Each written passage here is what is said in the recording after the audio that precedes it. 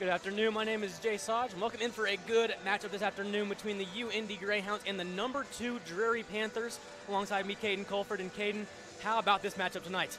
I mean, this is a highly competitive team. Number 2 in the country. There's not many teams that can say they have 3 scores in double figures. Drury is one of those, so I mean, that's a tall task for UINDY. And for UINDY, with those 3 scores, what can they do to slow them down? You know, with 3 scores and double figures, it really comes down to a matchup game. However, UINDY is a team that prides itself on its defense and has some great defenders in Jada Patton, Alani Williams-Harris, and Alana Wells. So those are 3 names to look out for. Those are the ones that are going to see the matchups alongside Sadie Hill, who's very good in the post. Looking over at Drury, they've won 19 games in a row. What can they do tonight to continue that winning streak? 19 games in a row. Wow. 19 to just play their game. I mean, it's 19 in a row for a reason. They have their game plan, they stick to it, and that's why they are elite. Thank you, Caden. Now let's go ahead and go down to the sideline with Nathaniel Finch.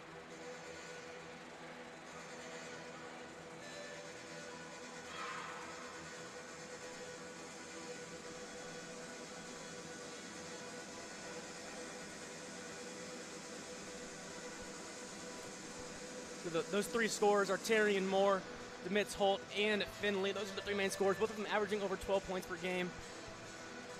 And they've won 19 in a row, 16-0 in the conference. I talked to head coach Mark Mitchell pregame. Now, these guys played earlier in the season. This was at Drury's home, and it was, a pretty convincing win for the Panthers. But the Hounds were right there at the half. It was a 2-point difference heading into the locker room. I talked to Coach Mitchell. He says, hey, we know what Drury is. They're the number 2 team in the nation. They're good for a reason. But he thinks that if the Greyhounds can handle the press, well, maybe they can last longer than just that first half. We'll see how it goes. Back to you guys.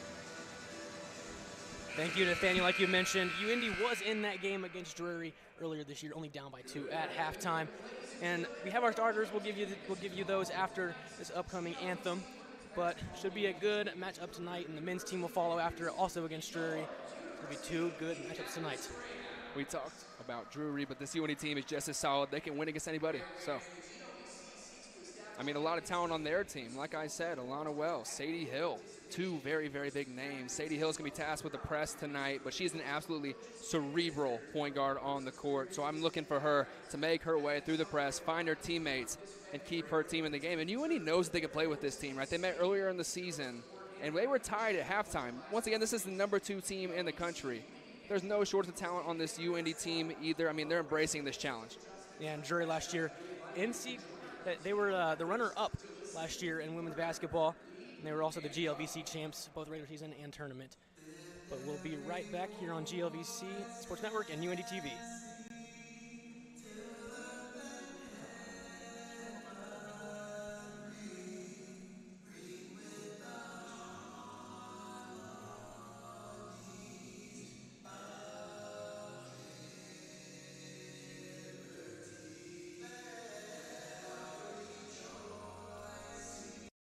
You got Tennessee, Georgia. Georgia, easily, man. Come on, Tennessee's 8.5-point dogs. Easiest spread of all time. How? Because they're good, and Georgia's played nobody. At least Georgia has a defense. Oh, come on. You're an IU fan. Your opinion doesn't matter. My opinion doesn't matter. The only thing you know as a Purdue fan is how to lose to a 15 seed in the March Madness tournament. We're bowl eligible, my guy. Are you? Make sure to tune in to Last Call Monday nights. We'll talk about Division I football, give you plenty of UINDY sports, some interviews in there as well, and then plenty of pro sports, whether it be NFL, MLB, the whole shebang. Yeah, and there's at least one guy that knows what he's talking about.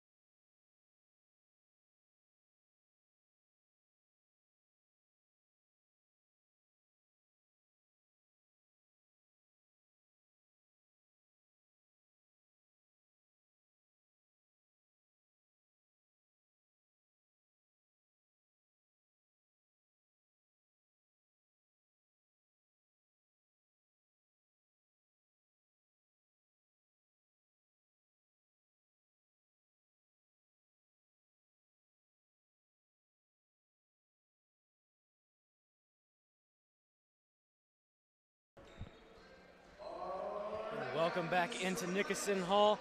Tip-off getting underway shortly. Let's go ahead and look at those starters. Let's start with the Drury Panthers, number 2 in the nation. Number 0, Tyrion Moore. Number 2, Kaylee DeMitz-Holt. Number 10, Allie Clevenger. Number 21, Mia Henderson. And number 40, Alana Finley. And now looking over at the Greyhounds, they have more of a usual lineup here, one they go with a little more often. Number 1, Sadie Hill. Number 2, Alana Wells. Number 5, Liv Becker. Number 14, Alani Williams-Harris. And number 30, Idalise Ortiz. And I like this 5 the Greyhounds are putting out there. If you ask me, these 5 play super, super well together. Sadie Hill in there, Alana Wells, Liv Becker, Alani Williams-Harris, and Idalise Ortiz. 5 weapons on the court. Sadie Hill and Idalise Ortiz. I like that combination down low. It's a lot of size, a lot of physical prowess on both sides. And if they could dominate the boards today, if they could dominate the paint, that bids well for them when they want to knock off the number 2 team in the country. And we've seen Coach Mitchell go back and forth between Ortiz and With. What do you think gave Ortiz the edge tonight? I don't know so much it was an edge as much as it was a matchup thing. You know, Idalise Ortiz, she may be a little faster than With, but With, I mean, she plays so well off the bench. She's coming off 2 double-figure games, and With, she's a scorer. More than anything else, she's a scorer. I mean, she can spot up and shoot the 3. She's good. She has great footwork down low, but I think Idalise Ortiz gets to start tonight to kind of slow things down on defense, to slow the Drury Panthers down a little bit, and her presence on the boards as well. And the Greyhounds are coming off a big win at William Jewell, 59-55. They're currently 4th in the GLVC, a bit higher than they were supposed to be.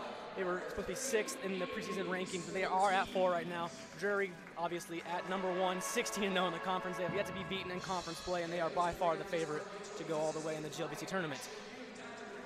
That number 2, though, that's nothing but a target on their back for every team that they play against. That is exactly what I said, a target on their back. UINDY sees that. I mean, to have that on your resume, knocking off the number 2 team in the country, seems like we're saying it over and over again, but I mean, look, number 2, that's big time. And Drury, number 2, they've been number 2 almost the entire year. They've been kind of stuck there behind number 1, who is Ashland. Ashland came into Nickerson earlier this year, blew out the Greyhounds, and Ashland also knocked off Drury by 1 in overtime. So number 1, number 2 have played each other. UINDY's seen both these teams before. See what UINDY can do tonight. We have Ortiz and Mia Henderson to tip off.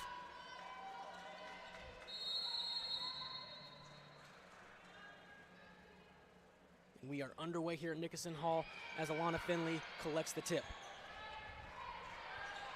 Expect a high-energy game from both teams here. UINDY loves to play a high-intensity brand of basketball, especially on the defensive end. And here is Finley, first team All-GLVC last year, turns over the ball, Sadie Hill. Sadie Hill rushing it up the court, now going to slow it down, give it to Wells, let her run the point here.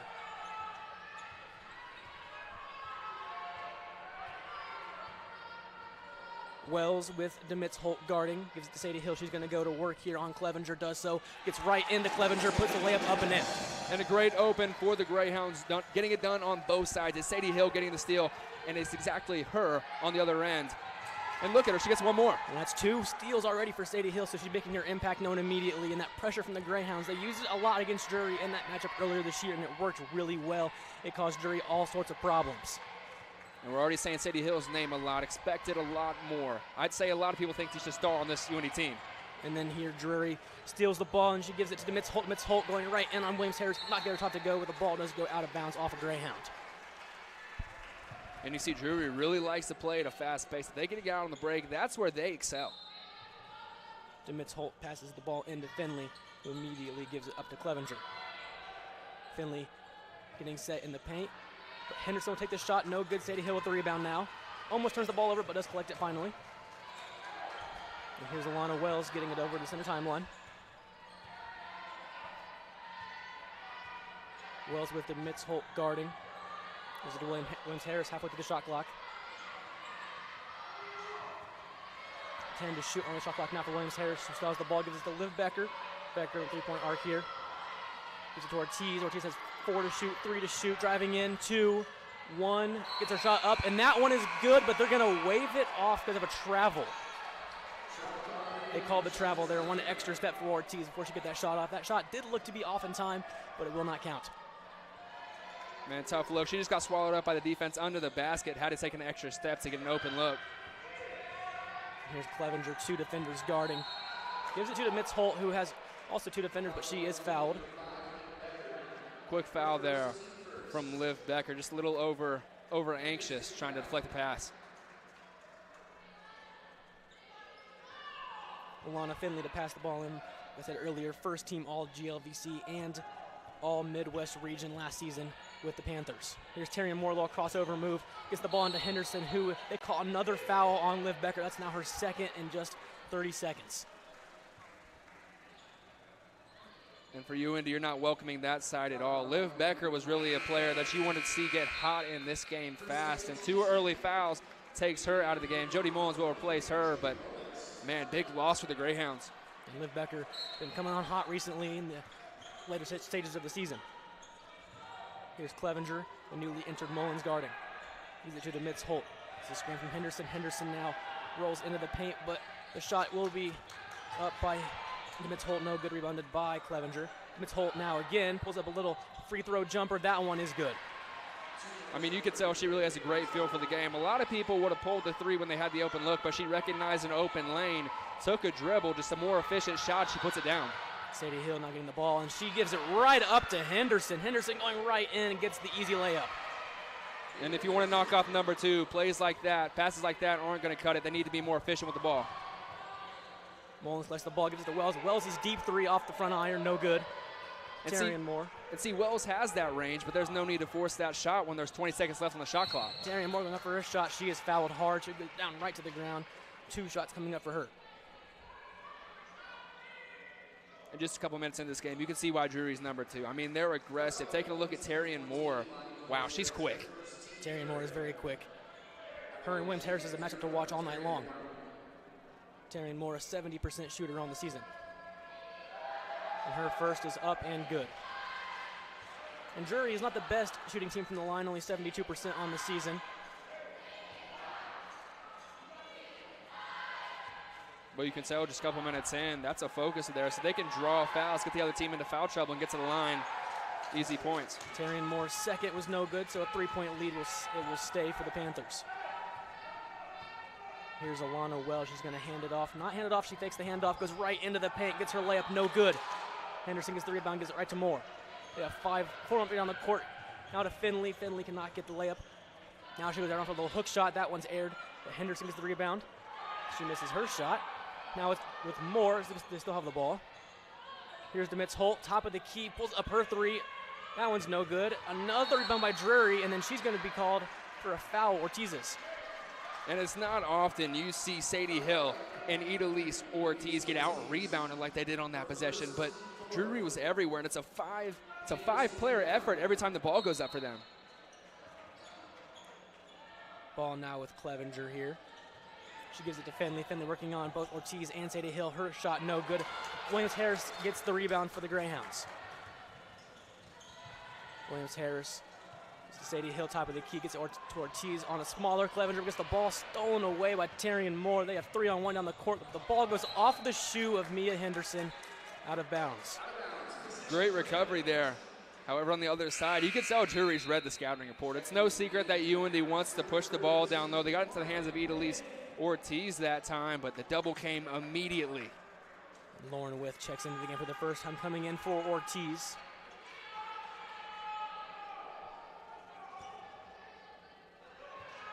And you can see the size advantage down there with working on Finley. Hand off to Mullins now. It's around to Mitz Holt. Her free throw jumper up, no good. With a rebound. She is fouled before the shot. It'll be on the floor. And Lauren With, she's on the court now. I said it earlier, she is a threat to score from all 3 levels, right? So it's good to see her getting into the game, draw the foul right there. Checking in for the Panthers is Reese Schaff. Sadie Hill with the ball, hands off to Wells. Trying to get it back to Sadie Hill, gets the ball tipped away by Mia Henderson. And she immediately gives it to her point guard, Tarian Moore. Forcing too many looks early here. And Moore loses the ball out of bounds. No one touched it on the way out, so that will be UINDY possession. We've seen a lot of turnovers here early by both sides. You're right, and it's a mix between good defense and just not very great anticipation by the offense. Wells gets the ball collected now, gets around 2 defenders with a little crossover move, gets to Sadie Hill. Sadie Hill's a wide open lane. Her shot up and good on Terrian Moore. And there you see the vision of Alana Wells. She drew the defense, split the defenders during the press, and found an open Sadie Hill. Terrian Moore pulls one up and not get to go. Henderson gets the rebound. Her layup no good. Gets the rebound. UINDY with a chance to take the lead once again. Here's Wells working right onto Mitz Holt once again. Her shot up no good. Terrian Moore gets the rebound. Immediately gives it to Reese Schaff. Now back to Moore. Moore going in on Wells. Her layup up good, got right into the paint.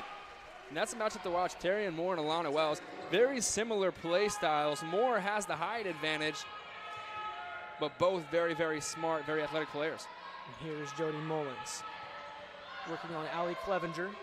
She passes it off now to Wells, who's going to reset.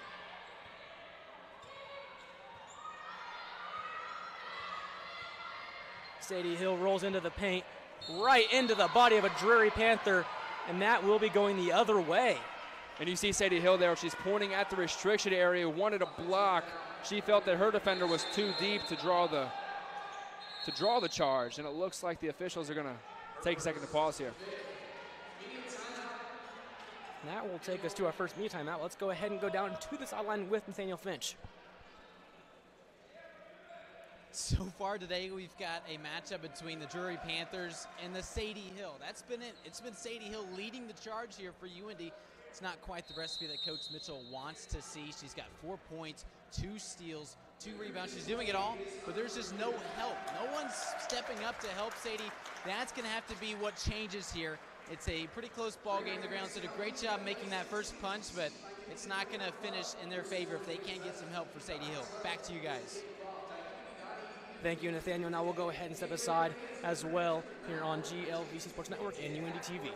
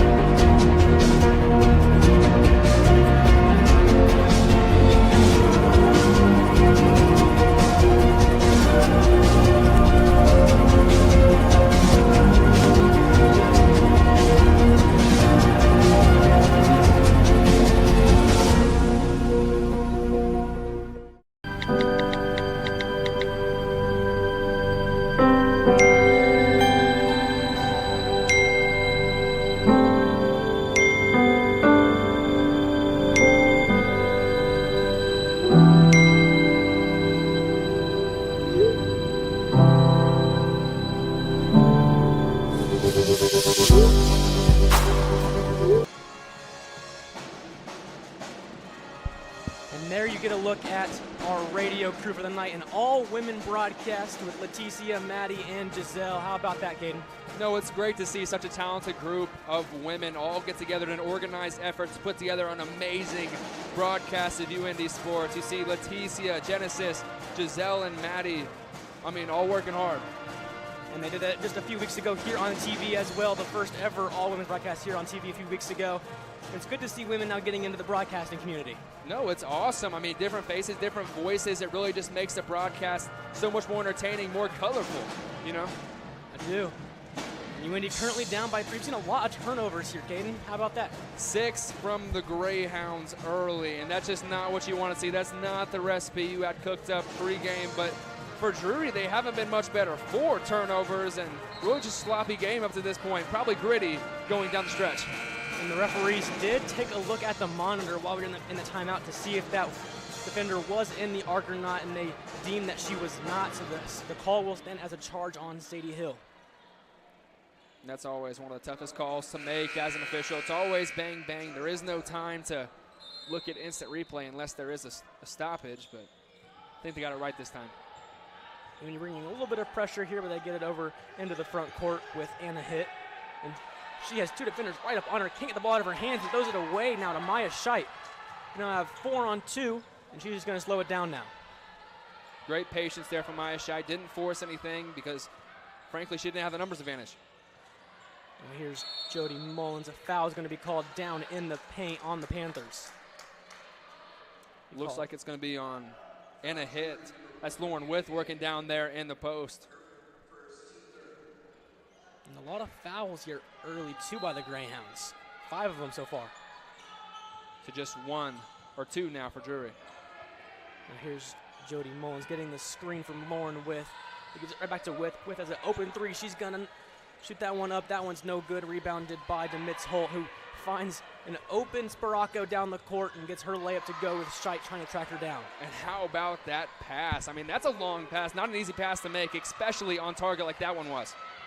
Now here's Mullins, has a Williams-Harris defender coming right behind her there. That was Demitz Holt, and she knocks it out of bounds. It'll actually be a foul called on her.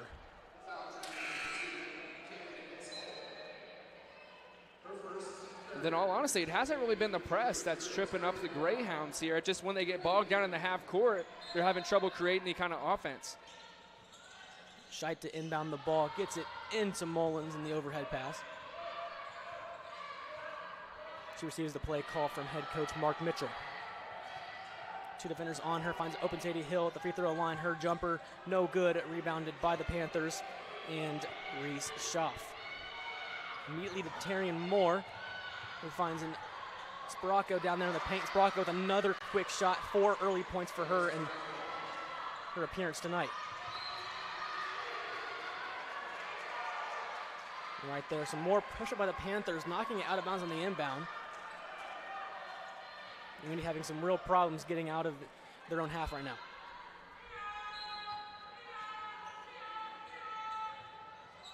Scheidt gets it into Mullins, going to try to outpace the defender here. As it goes back to Scheidt, who finally gets it over the UINDY logo. And it was thrown right to Bella Sparacco there by Jody Mullins. Sparacco making an instant impact, 4 points in the steal in her first minute of the game. Clevenger hands it off to Hit, who gets fouled as she's going down into the paint. Be called a jump ball, actually. That would be Greyhound possession. Yeah, great play there by Lonnie Williams-Harris. Just ripped the ball.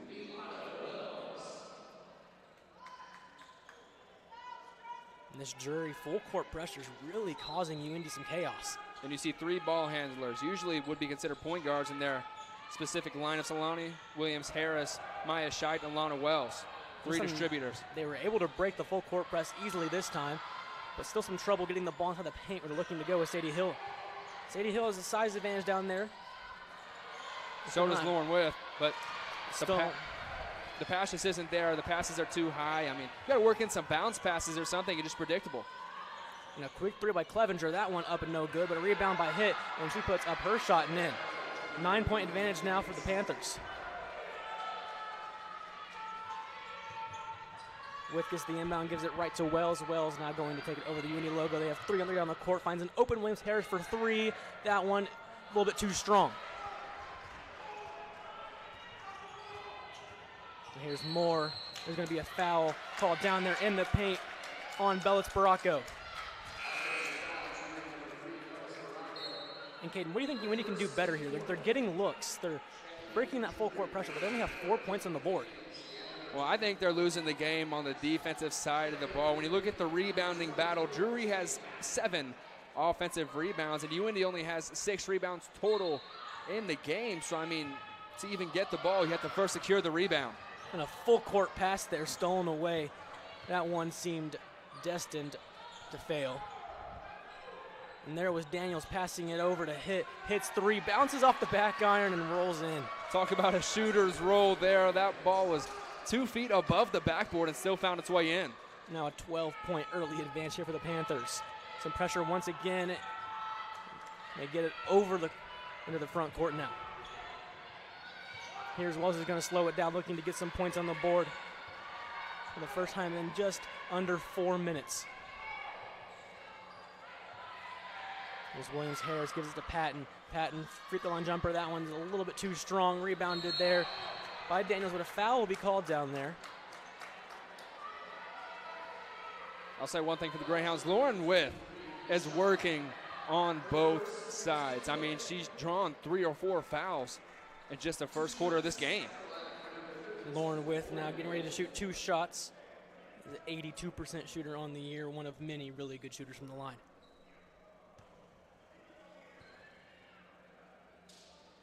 Her first is pure. And free throws are going to be a big part of this game. If UIndy, they're struggling in the half court and they're struggling to face the press. So, I mean, if they could get to the line for as many uncontested shots as possible, I mean, that could be a recipe for success.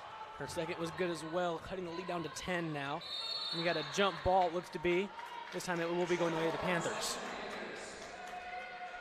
But a good job there to tie them up.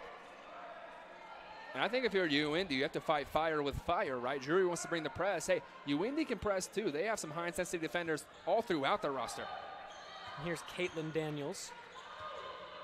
He gives it a hit. Now with more on the Greyhound logo. Gets past two defenders, a nice little dish to Mia Henderson, who has an open layup. And was a hesitation from Moore there. She had me faked out. As Williams Harris using her speed now. A little pump fake gets the defender to jump. Nothing is there, though. She gives it to Wells. Now halfway through the shot clock. Gets the ball in the width, working on Tarian Moore. Gets her little spin move and layup to go. The smaller Moore there. That's great offense. I mean, the pick and roll has been there most of the game. It's just been bad execution on the pass or great defense from the post from Drury. And that will be a 10-second violation call on the Panthers. UIndy brings some of that pressure, and Drury cannot get the ball over the timeline fast enough. This is what I'm talking about, fighting fire with fire. Two similar brands of basketball being played by this team. Drury just came with the number 2 in front of their name, and, I mean, they just perfected their craft. But UIndy, I mean, like I said, play a very similar brand of basketball. If they get hot, I mean, just like any team. Here's Alana Wells. The shot clock is off, so they have the option to get the last shot if they choose to do so. But instead, a foul is going to be called on the Greyhounds, giving the Panthers the ball once again. Another costly turnover for the Hounds. Make that 9 just in the first quarter. Ball now with Schaaf. She gives it to Hit. Hit gives it right to Henderson. Henderson's layup no good. UIndy gets the rebound. 10 to shoot in the quarter. Scheidt getting the ball on the court quickly. She's going to reset. 5 to shoot. Here's Wells with 3, 2, 1. Her layup no good, and that will be the end of the first quarter. UIndy can only put 8 points on the board, down 18-8 heading into the first quarter break. And Caden, tough quarter there for the Greyhounds. Tough quarter, but it's by no means lost at the moment. Only a 10-point deficit with 3 quarters to go. Let's go ahead and go down the sideline with Nathaniel Finch. Not quite the start that we thought we would see. Obviously a big lead for the Panthers. A big reason why, simply careless turnovers. Bad passes, just not really handling the pressure very well. The Greyhounds just have been struggling, especially with these turnovers. It's been an issue all season, but today it's just been magnified.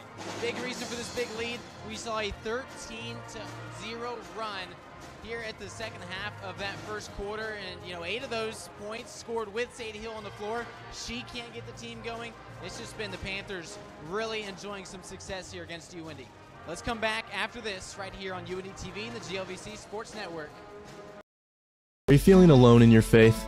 UIndy Catholic gives you an opportunity to get involved in a religious community on campus, providing sacramental needs and fellowship for prospective students and giving you a sense of belonging.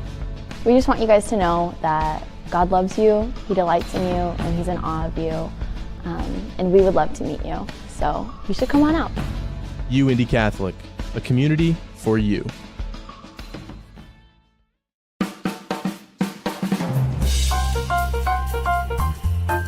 Hey, it's Giselle here on 88.7 WICR.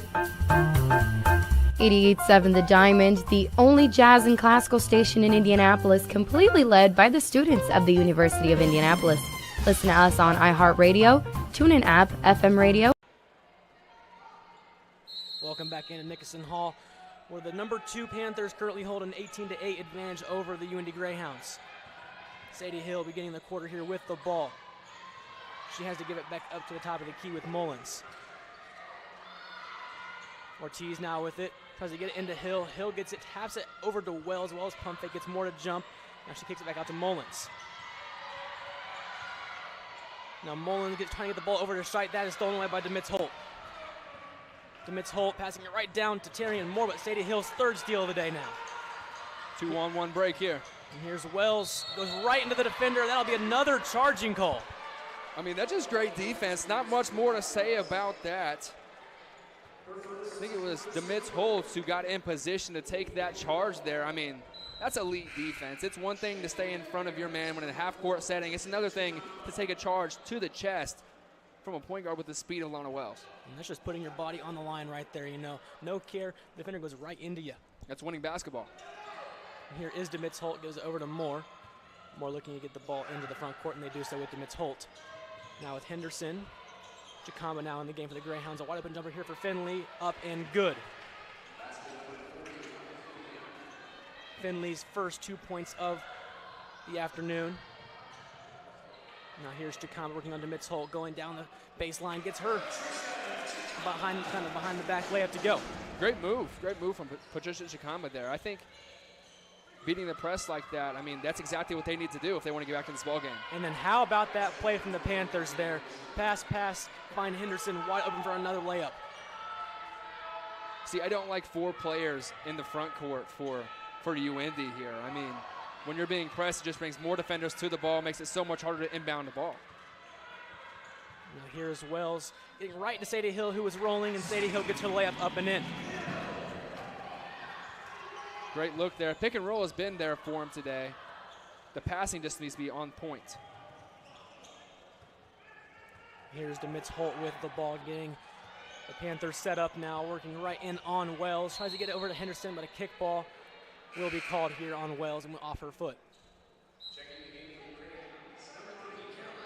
Caroline Jakaitis entering the game now for the Greyhounds, coming in for Idalisa Ortiz.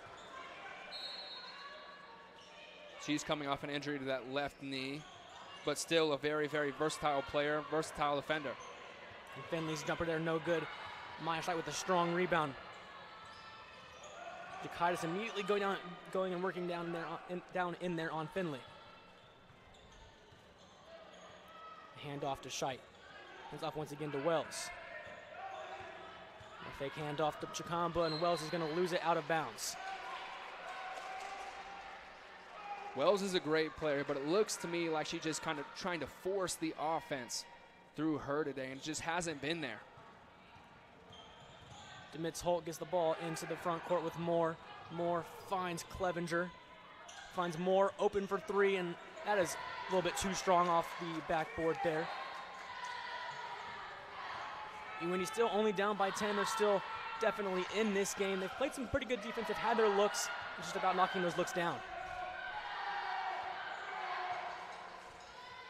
Mark Mitchell yelling to his girls on the court down there. Maya Schleight with a sweet pass to Sadie Hill. Sadie Hill's shot up no good, but she will be getting 2 shots after the foul. That pass was sweet. I have no idea how she found Sadie Hill rolling there. Didn't look like she had a view at all, but nonetheless, she did get it in there. And a great pass, great find. Now Sadie Hill's going to the line, an excellent free throw shooter.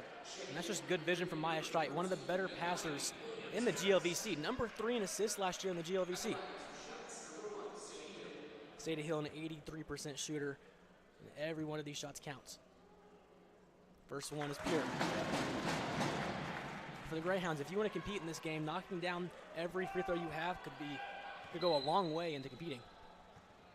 I mean, you have to take what the number 2 team gives you, right? So if they give you free throw opportunities, you have to take those. If they give you a press, you have to work through it. I mean, there's no debating that. Sadie Hill's second shot, that one is also good. 4 swishes so far from the charity stripe for the Greyhounds. DeMitz Holt immediately splits Scheidt and Jakaitis. She gives it to Moore. Gives it to Clevenger. They have 3-on-1 down there. Finds Finley. Finley shot up and rolls in off of the front iron.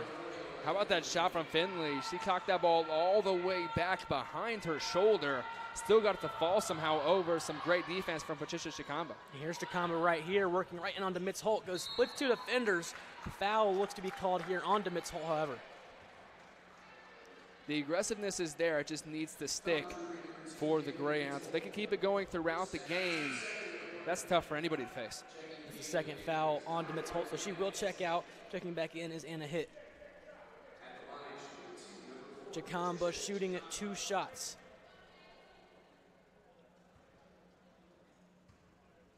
Her first one is up, and that one is good.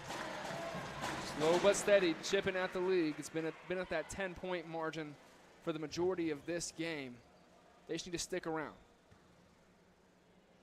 Chikamba looking to make it 6 for 6 on the day for the Greyhounds in the charity stripe, and does so. Some pressure here from the Greyhounds. Here's Tyrion Moore, 2 defenders guarding. Gets it to Clevenger. Clevenger looks to get over the timeline. Only 2 seconds, and she does so. Now Tyrion Moore. Tyrion Moore finds Finley. Finley pump fakes. Chikamba goes right into her. That'll be a foul called on Chikamba. Chikamba couldn't stop her momentum there. And right into Finley. One thing I like about Drury, they have a very, very patient offense. They don't force too many bad shots, and they have a good understanding of the shot clock, how much clock to use in certain situations, and that's what makes their offense so deadly. Caitlin Krebs checking in for Chikamba, and here's Finley working on Jakaitis. Terry Moore gets the ball once again, their point guard. Loses it momentarily, but gets the position back. She finds Clevenger open for 3. Clevenger's 3 is hash. 36% on the year, very, very solid from Clevenger. An open look, she knocked it down. And Williams Harris loses the ball. Finley came behind and stripped it away, and Hit got it.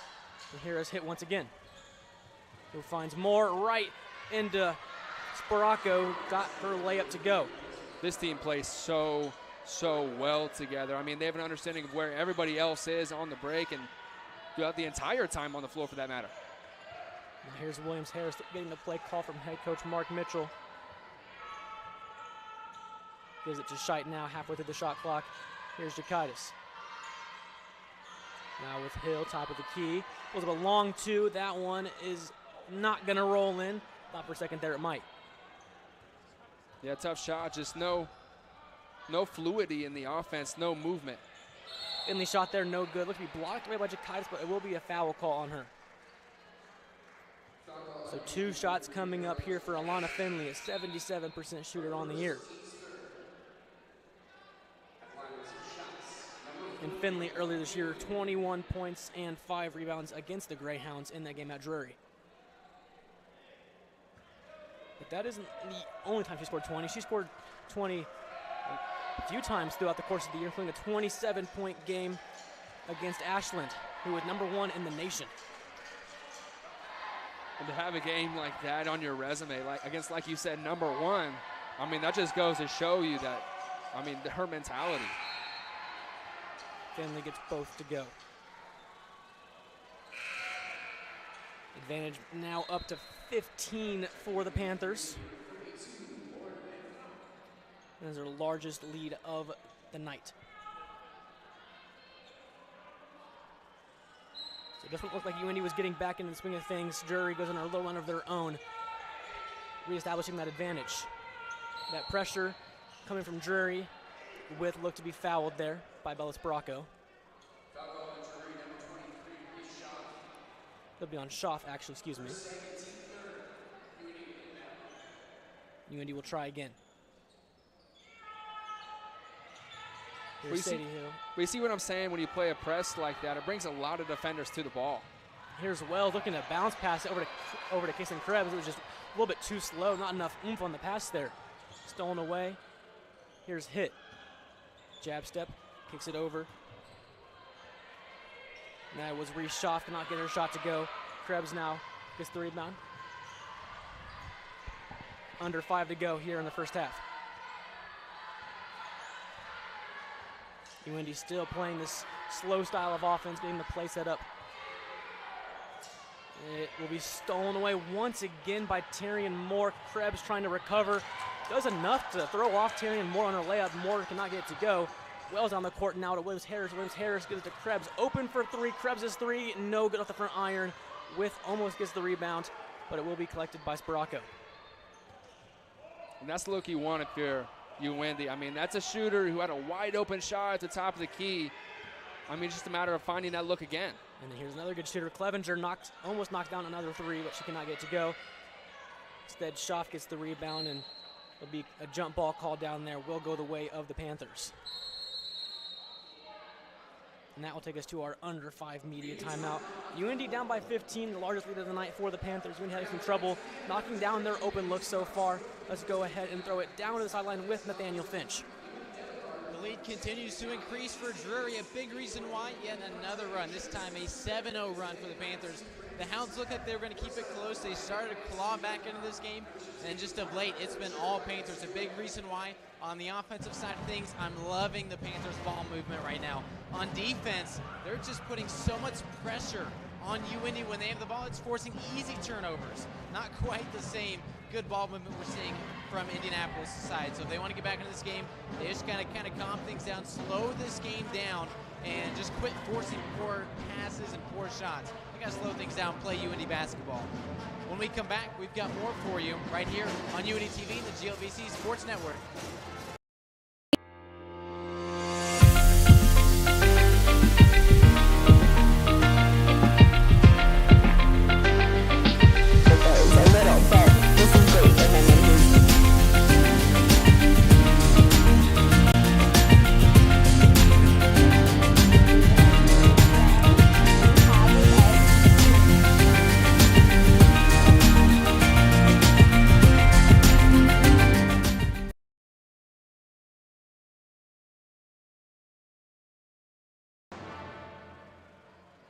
Back here at the University of Indianapolis, where Drury, number 2 in the nation, only one loss in the year, holds a 15-point advantage. It is their ball.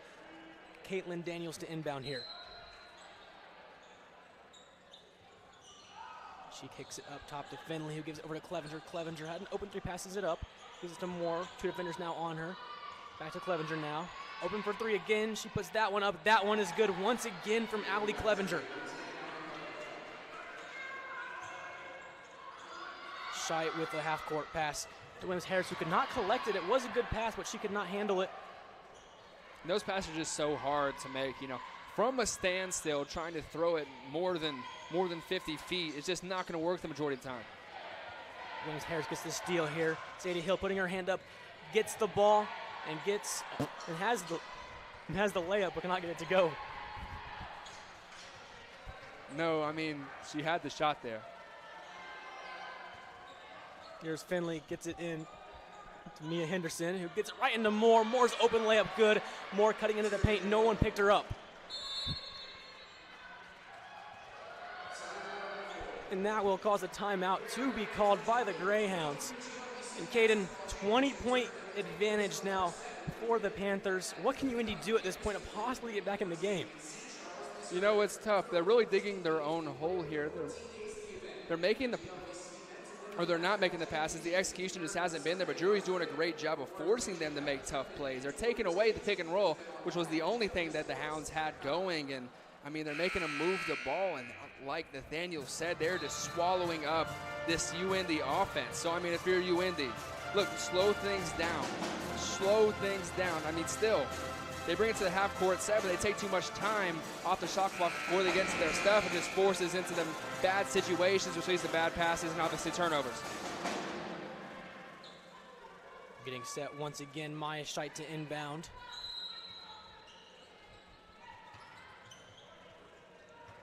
Scheit with the ball again after Krebs passes it back to her. She gives it back to Krebs now. Now with Patton. Scheit once again with the ball right at the side of the UIndy logo. 13 to shoot on the shot clock. Here's Patton working on Finley. Her shot up, no good, too strong. Rebounded by Anna Hitt. And she's going to go right past Mullins, and now she's going to slow it down. She gets it to Henderson. Now with Moore, once again top of the key, hands it off to Finley. Finley driving right in on with her shot up and good, and that's just what Alana Finley does. That's not an easy shot by any means. Over a taller defender, a very elite defender, and Lauren With. Jada Patton is fouled as she's heading down the court by Alana Finley. And that'll be Finley's second, so I'm sure we'll see her check out, and we will. Bellis Baracco to enter the game. What makes Drury so tough is, there are so many options to where they can go with the ball. When they need a bucket, they have 3 or 4 girls on the court at all times who can go make their own shot. Drury so far proving why they are number 2 in the nation. UIndy played them real close for a lot of the game in Springfield earlier in the season, but this time Drury is putting their foot down. And here's Maya Schott, gives it to Mullins. Mullins trying to split two defenders, does so. Gets a little floater to go. That's a tough shot there by Mullins. And it's shots like that, I mean, that could really spark your offense, get some energy going. There may be a little chuckles here and there, but hey, you'll take it. And Moore gives it to Daniels. Her open three off the right side of the iron, no good, but a foul will be called down low. Be called on Lauren With.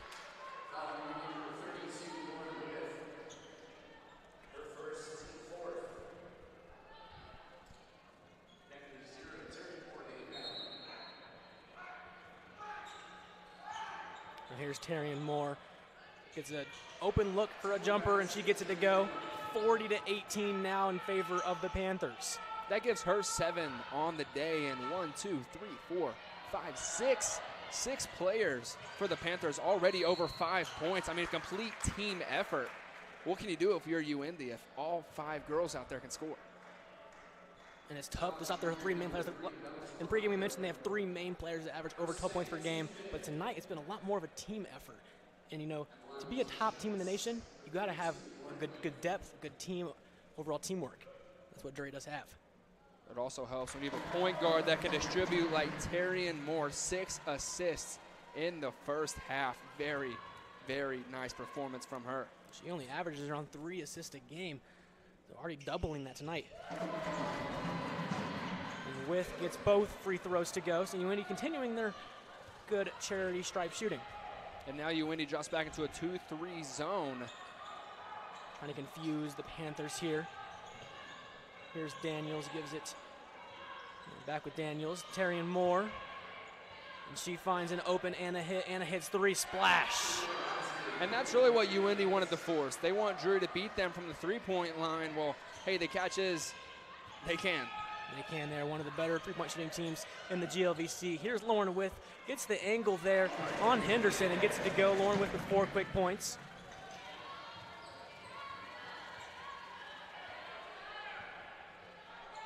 And that gives Lauren With 8 on the night so far, matching Sadie Hill for the leading scorer for the Greyhounds. And the only other person to score for the Hounds has been Jody Mullins with 2. And there's Henderson once again putting another layup in. Henderson with 8 on the night. Here's Patton, 35 left to go here in the first half. Now with Mullins getting the screen from Patton. Chooses to go the other way, and she is fouled as she is driving into the paint. It's really been a tough half. It's a tough half, but it's stuff you can fix. They just haven't been efficient enough, as we've said over and over again. But it's all stuff you can fix. When they're getting the shots, I mean, I'd say they're falling at a decent rate. It's just a matter of getting those open looks.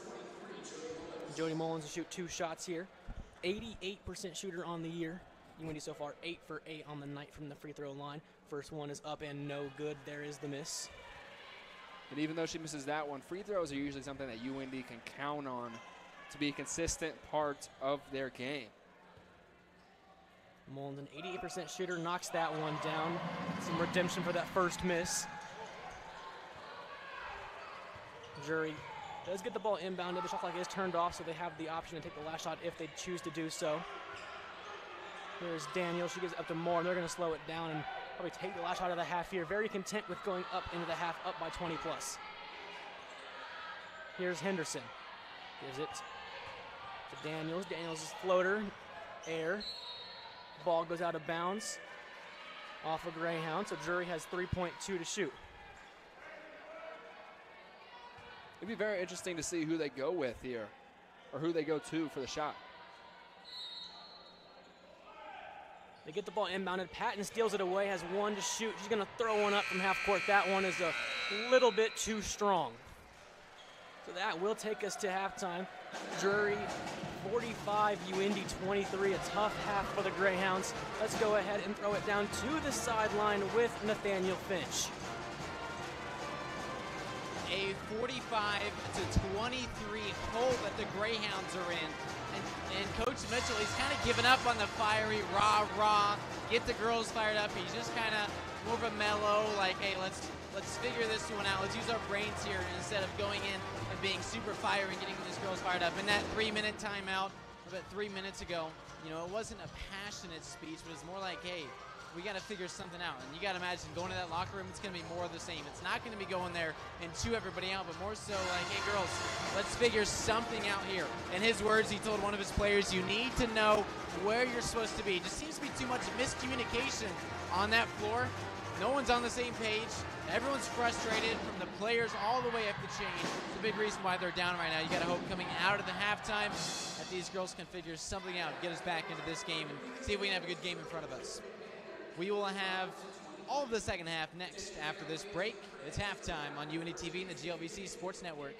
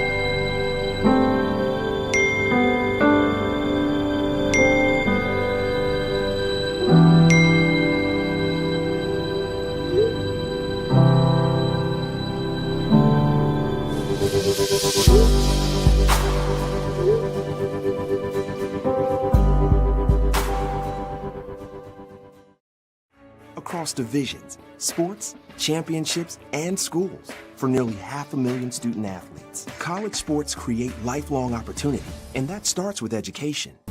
We've raised the academic bar, so more are earning degrees, creating healthier campuses by working with the nation's brightest minds, and making sure more have the chance to succeed and are supported on their journey. But beyond the numbers, it's about opportunity, and we're working to provide it for every student athlete.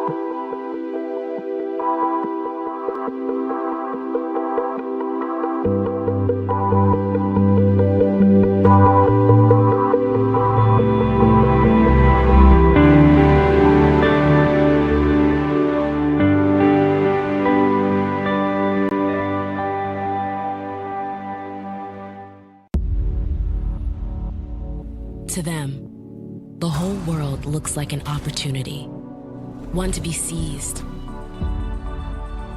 built upon, and made better for their sport and the people around it. To student athletes, every opportunity is a chance to change what could be and show the world what opportunity can do.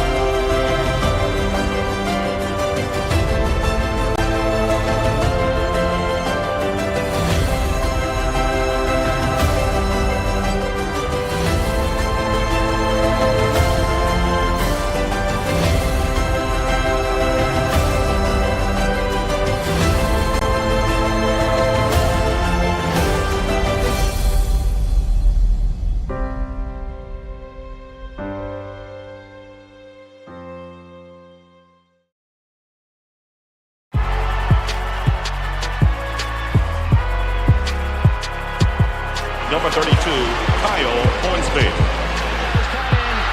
Inside the 30. Touchdown. Michaela burns it. An incredible finish by Hall. The NCAA and its member schools offer nearly 500,000 college athletes a path to go pro in something other than sports. Learn more at ncaa.org.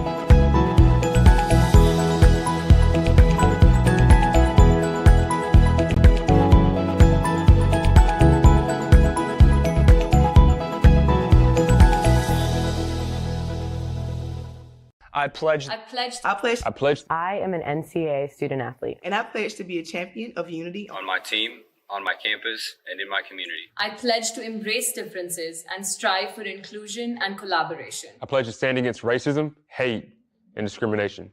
I pledge to strive for love, care, and forgiveness. I pledge to stand against silence, deceit, and obscurity. I pledge to strive for dialogue, truth, and understanding.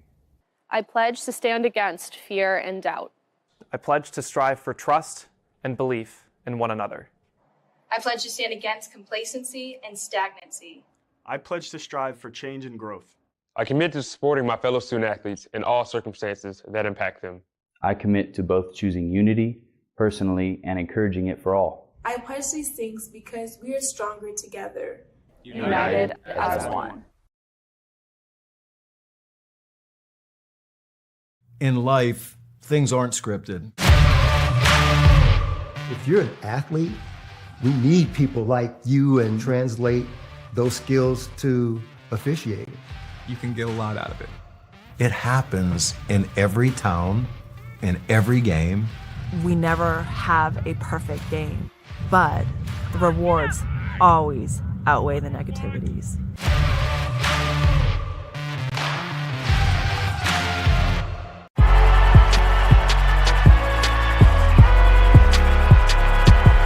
Number 32, Kyle Hornsby. Inside the 30. Touchdown. Michaela burns it.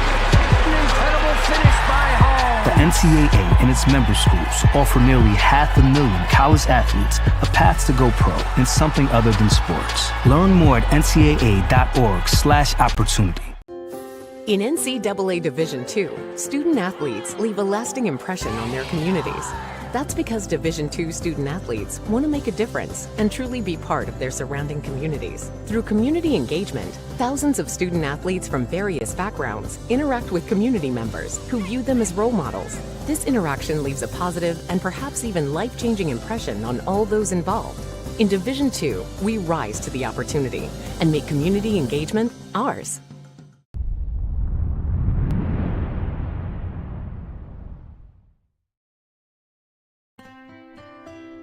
Wow, that's so many memories, I would say.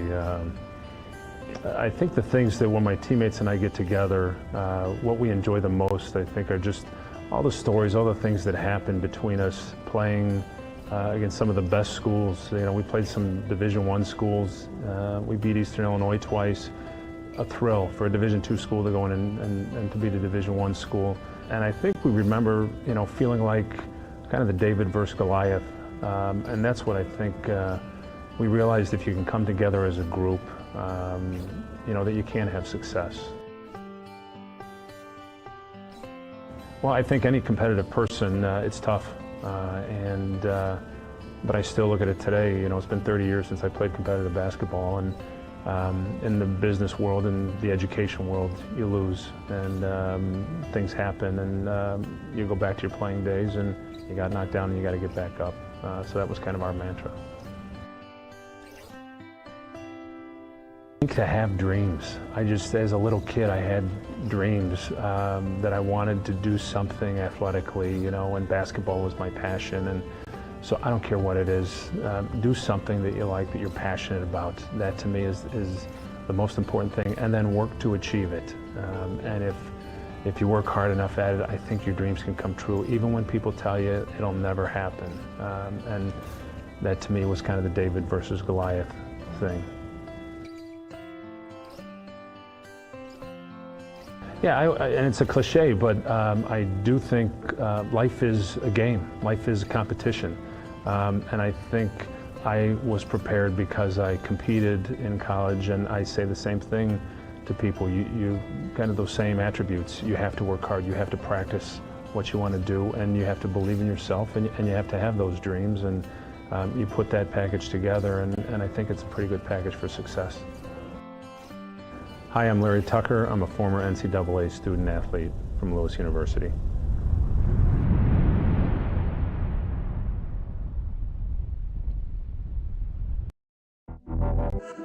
Champions know how to seize opportunities. When they see moments of greatness unfold right before their eyes, they push as hard as they possibly can, and then they push harder. Because the heart of a champion never settles, never quits, and never stops giving its all. We are champions. We are Division II.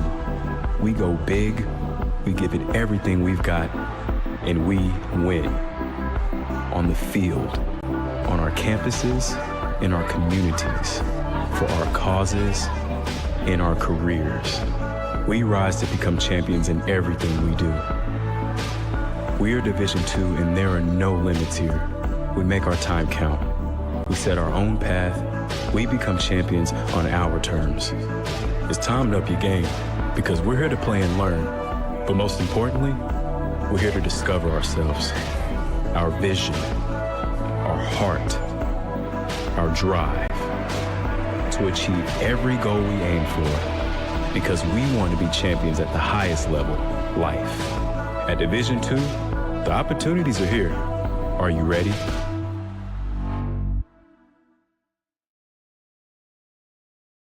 If I lose, I'll respond with respect. If I win, I'll back it up with humility. If I fail, I'll rise up with honor.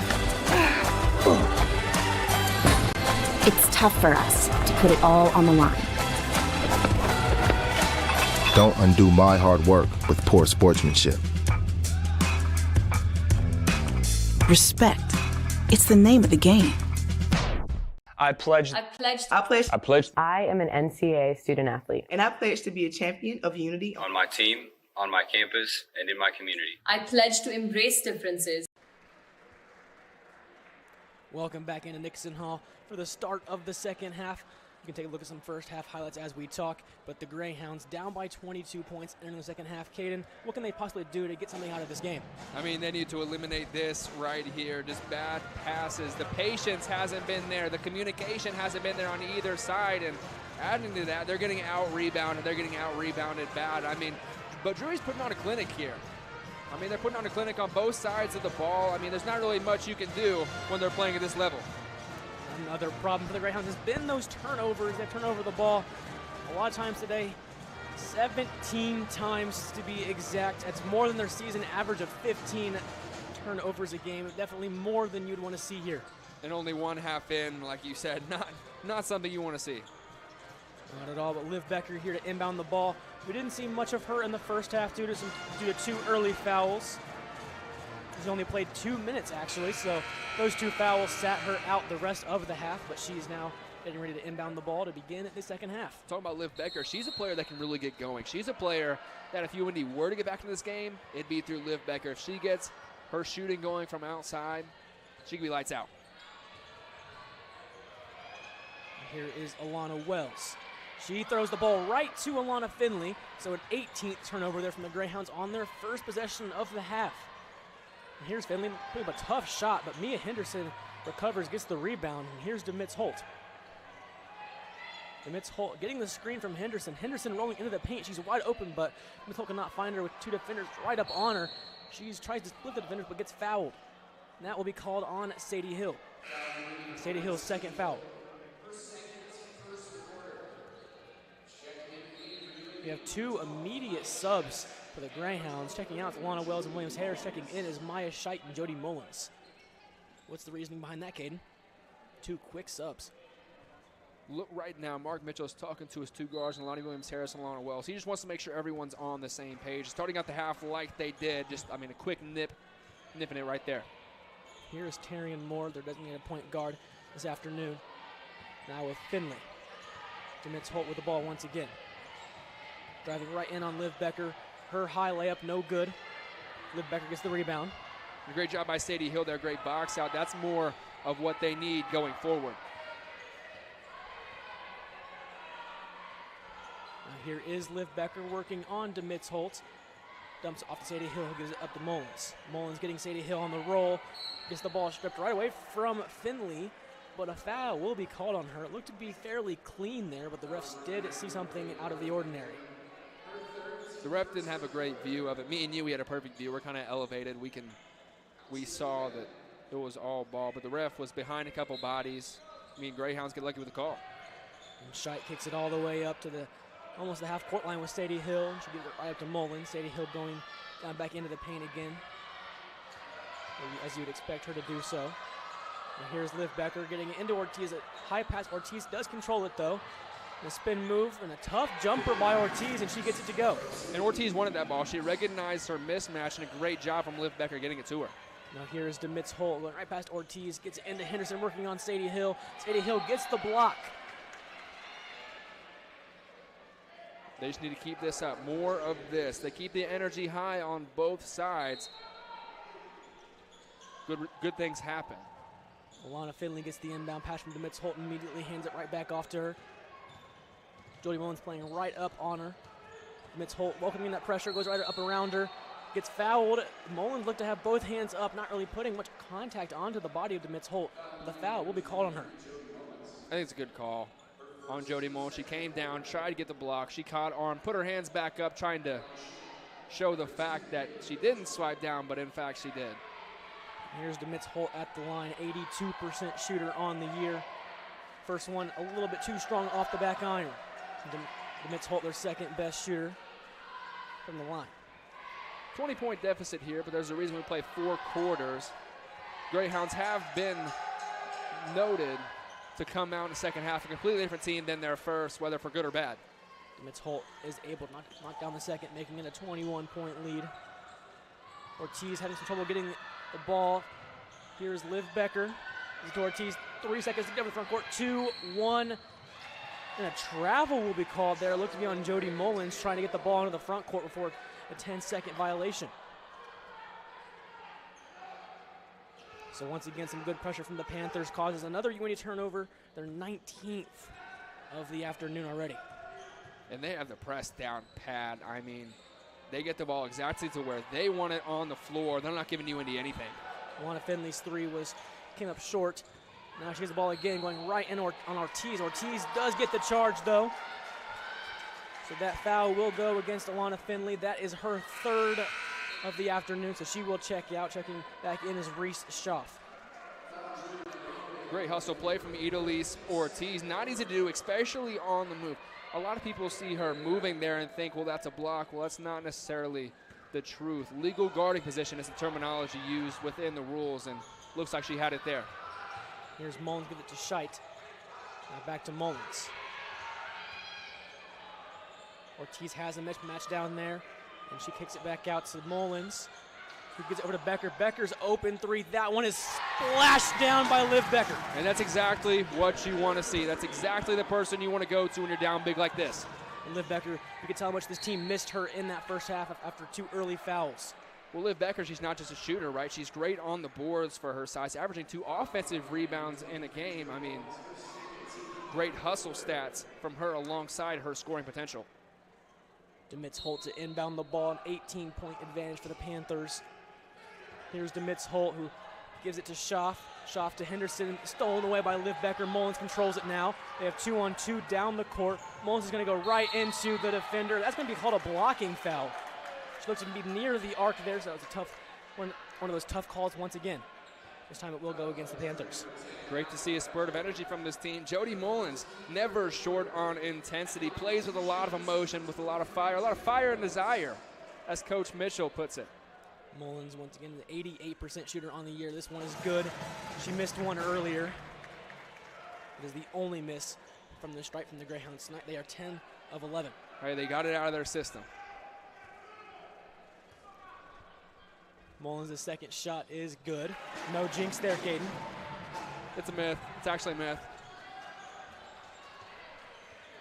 Terrian Moore with the ball. UINDY trying to stage some kind of comeback here, but they find me. Oh, another charge will be called. Sadie Hill got set in time. Terrian Moore went right into her, and some momentum here for the Greyhounds. I love that play. I love plays like that. Those are plays that get you back to the ball game, because not only do they take the ball away from your opponents, they're momentum shifters. They get your bench up and going. They get your coach going. They get all 5 players on the court going, and that really rallies your team together. Referees having a little bit of a discussion here, possibly discussing whether that was a charge or not. And they are going to review this play. But the Greyhounds, you saw Alana Finley went out, 4 fouls now on her. And Finley's a big loss. First team all GLVC last year. And with her out, UINDY immediately came and put pressure on the Panthers, starting to come back here. I mean, that's 15 points and 6 rebounds that she averages a game. So, yes, like you said, big loss. And we'll go ahead and step aside it as well here on UINDY TV and the GLVC Sports Network.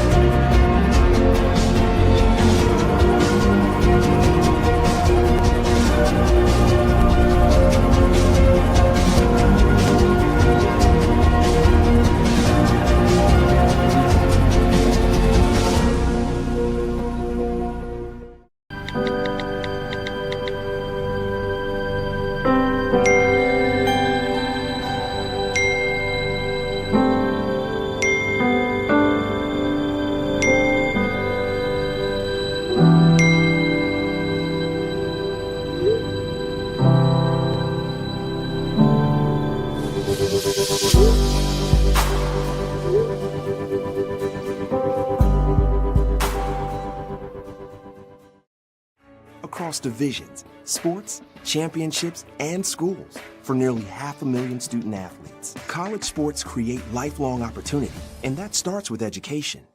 We've raised the academic bar, so more are earning degrees, creating healthier campuses by working with the nation's brightest minds, and making sure more have the chance to succeed and are supported on their journey.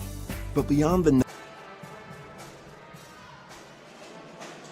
back here at Nickerson Hall, refs still talking over there at the scorer's table, determining whose ball it is. This comes after a drawn charge from Sadie Hill, if I'm not mistaken. And that would be the second or third this game for the Greyhounds. Referees talking to both coaches now, telling them what the call was. We'll see who they give the ball to here.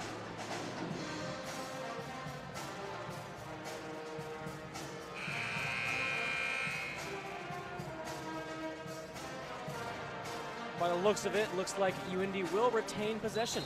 The call will stand on the floor. Now they're down by 16. Probably not the ideal position, but definitely better than when they started the half. And if UINDY can get something going here in the third quarter, it could be the exact opposite of what we saw at Drury, where the third quarter was by far their worst and what lost them that game. Scheidt gets the inbound pass, gives it back to Becker now. Becker's going to get it over to the front court. Now to your thought, if you're going to pick a half to be a better team, the second half is most definitely the time to do it. Ortiz now with the ball, looking to get the ball into Becker. A little bit too much on that pass. Becker cannot corral the ball, so another turnover. That's her 20th of the afternoon now. You can tell it was a set play there. Idalise Ortiz knew where she was going with the ball. Great defense from Drury, though, sniffing it out. Here's DeMitz Holt getting the screen from Henderson. A wide open jumper. That one is a little bit too strong, but it will be tipped back out to her. DeMitz Holt will retain possession once again. And she's going to go right past Mullen. Another open jumper. This time it is good from. Great hesitation from DeMitz Holt right there. Had every Greyhound loss and found herself wide open. Maya Scheidt with the ball. Allie Clevenger guarding, gets the screen from Ortiz, goes around Schaff, has the open shot, but that one is no good. And they have 4 and 2 down the court. Here's Schaff, she kicks it to Henderson. Henderson's open layup is good. Henderson, first double-figure score of the afternoon for either side. 10 points for her. Here we see Lauren Witt about to check into the game for the Hounds. She has been a real source of energy off the bench. And here's Liv Becker. It's the ball to Sadie Hill, working on Tyrion Moore. That one is good. A little bit of a tough layup there, but they all count. Like you said, they all count. They'll take what they can get. And here's Tyrion Moore. Receiving the screen from Henderson. Another free throw line jumper, and we've seen that all too often from the Panthers tonight. They get a little screen up at the top of the key, and they roll around, get the open free throw line jumper. And it's just too easy, but all credit to Moore. You can tell she just has a great feel for the game and for the ball. And Tyrion Moore tonight, 9 points, 7 assists, 5 rebounds, doing it all down there on the court. And here's Ortiz. Her layup a little bit too strong, rebounded by Reese Schaff. And here's DeMitz Holt, under 5, pulling up, open from deep in three-point range, no good. Sadie Hill gets the rebound.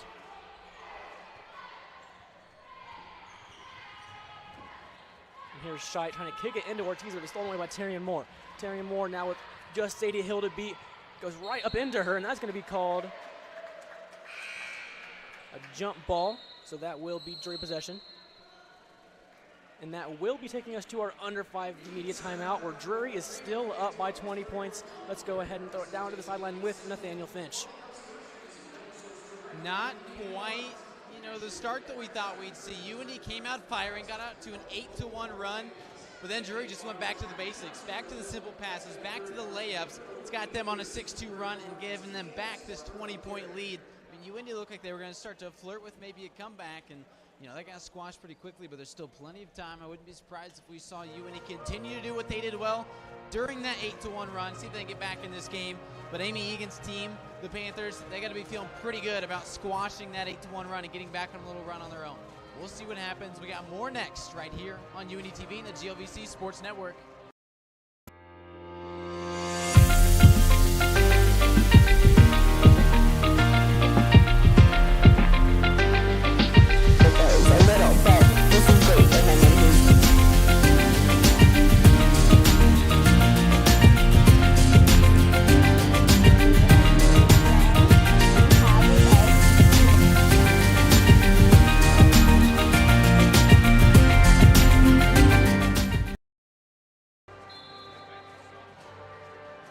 Back here at Nickerson Hall, 20-point lead still for the Panthers. They've been holding it there since midway second quarter.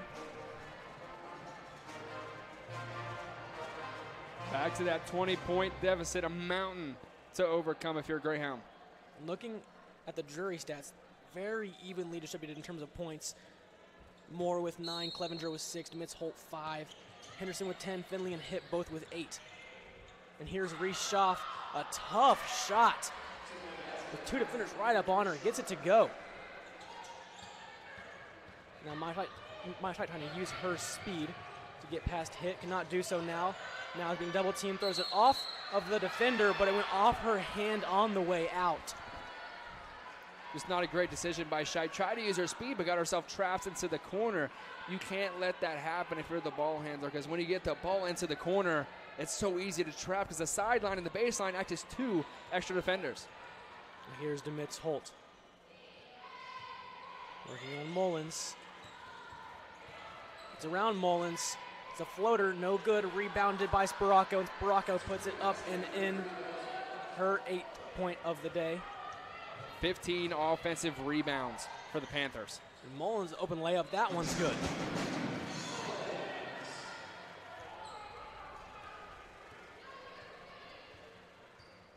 Demitz Holt with the ball. The foul will be called on the floor on Lauren With. That'll be her second. Checking in for the Greyhounds now is Lonnie Williams-Harris. Coming in for Maya Scheidt. Demitz Holt, their primary ball handler when Terrian Moore is not in the game. Here she is now with the ball. Going right in on Mullins, finds a cutting Sparacco, and Sparacco gets her shot up and in. That's their 10th point of the afternoon for Sparacco. And how about this? That 17 assists for Drury to UIndy's 8 really just goes to show how they're spreading the love. I mean, everybody's getting their touches, everyone's getting their shots, and that's why their offense has been so successful. Williams-Harris gets it into With a nice move to get around Sparacco. Gets her layup in, plus the foul. She's really been one of the only bright spots for the Hounds. Give her 10 on the day with a chance to add one more. You see her here. Faked middle, went to the left, and great focus, staying with the shot after the foul.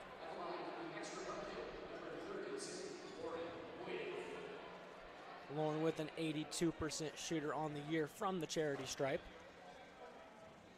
That one no good, but a foul is going to be called down there. Liv Becker hit the ground hard.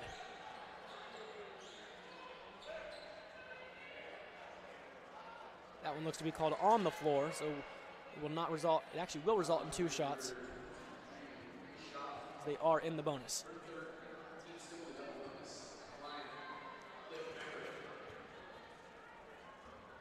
Becker's first shot is good.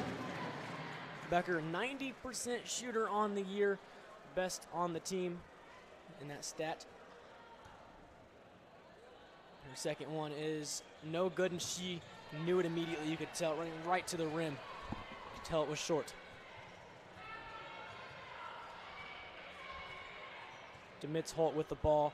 Williams-Harris guarding. She gives it to Hit, driving around. Gives it to Daniels, who kicks it over. Now to Schaaf. Schaaf's 3 is a little bit too strong. Sadie Hill gets the rebound and gets it over to Mullins. Mullins gets it into the front court. Working on Sparacco, finds Becker, who tries to find a With, but the ball is going to be hit out of bound by Hit. We've seen a lot of great teams play this year, but I think the thing that separates number 2 Drury is their ability to defend in transition. We've seen a lot of scenarios where they've been down 2-1, 3-2, 4-2, and still they're coming back with 0 points scored because they're so active, and they communicate really well. Here's Sadie Hill working on Sparacco. Gets it to Becker, who is cutting in, and she gets her shot to go, plus the foul. Liv Becker now making her impact known in this game.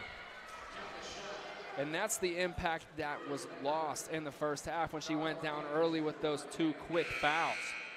I mean, this is the kind of intensity, the kind of hustle she brings into a game, a big lift to her teammates. Liv Becker looking to complete the and one now. And that one is too strong, so 2 rare misses here from Liv Becker. Not something we see at all from her, really. I mean, usually you can count on her 9 times out of 10. Here's Demitz Holt now on the free throw line, gives it up to Daniels. Daniels spin move around Becker. The hook shot no good. Becker gets the rebound. His body's hit the floor down there in the paint. Liv Becker gives it to Williams-Harris. He's now with Mullins. Daniels guarding. Mullins is going to pull one up from deep. That one is a little bit too strong. Liv Becker going for the rebound. Fouls Sparacco. Didn't seem to be much in that, but the foul is going to be called. So 2 shots coming up now for Bella Sparacco. That's the 3rd foul on Liv Becker. I'm not in love with that call because 2 players met at the ball. There was no body contact. It was just 4 hands on the ball at one time. They were both going pretty fast, but if you ask me if that's foul worthy, I'm not sure, Jace. Obviously, the referees have a better view of it down there. They are on the court. But 2 shots coming up now for Bella Sparacco. She's a 43% shooter from the line this year. So maybe a bright spot, the person you want to see at the line if you're the Greyhounds. Baracco's first, too strong. And you heard Sadie Hill from the bench, ball don't lie.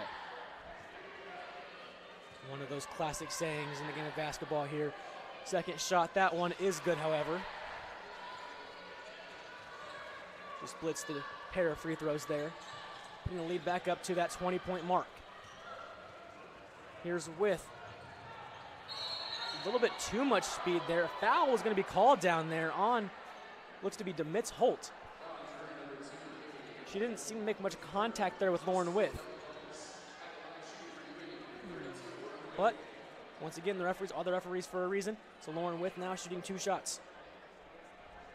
So I guess you're calling it both ways. I mean, you can make the case for a makeup call in that scenario. Maybe it was a late whistle coming in. And like you said, not too much contact, but no doubt the Hounds will take it. So Lauren With shooting 2 shots, 82% on the year. First one is good.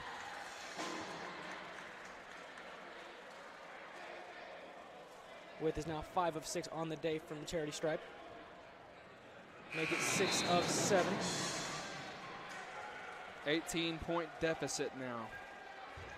And UINDY's been going around 20, 18, 22. They've been in this scenario most of the half.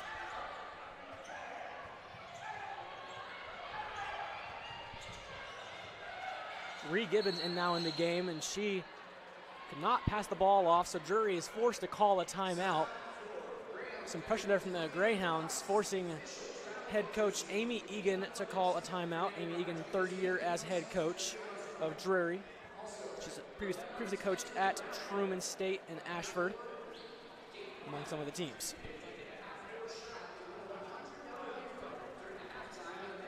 So Caden, 18-point deficit it remains.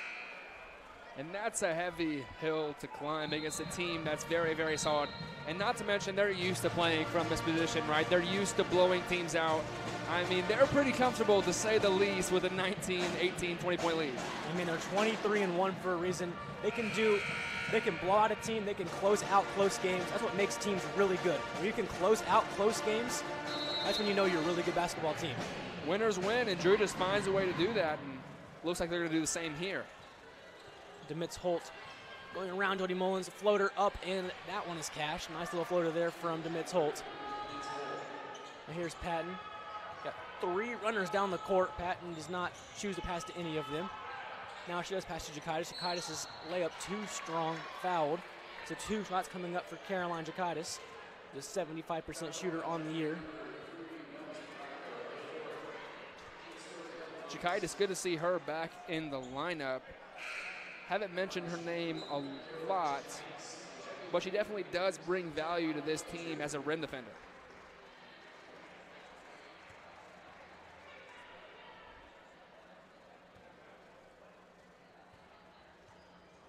Jacaitis, her first shot here.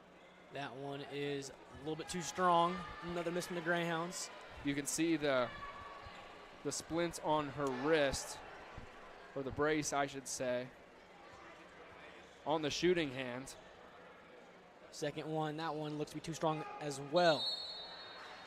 And then a foul will be called down low on the Greyhounds. It's on Jada Patton. I mean, she was just trying to jump for the ball, found herself over the Drury player. Textbook over the back. Liv Becker and Sadie Hill both check back in for Jacaitis and Chikamba. Shooting 2 shots will be Mia Henderson.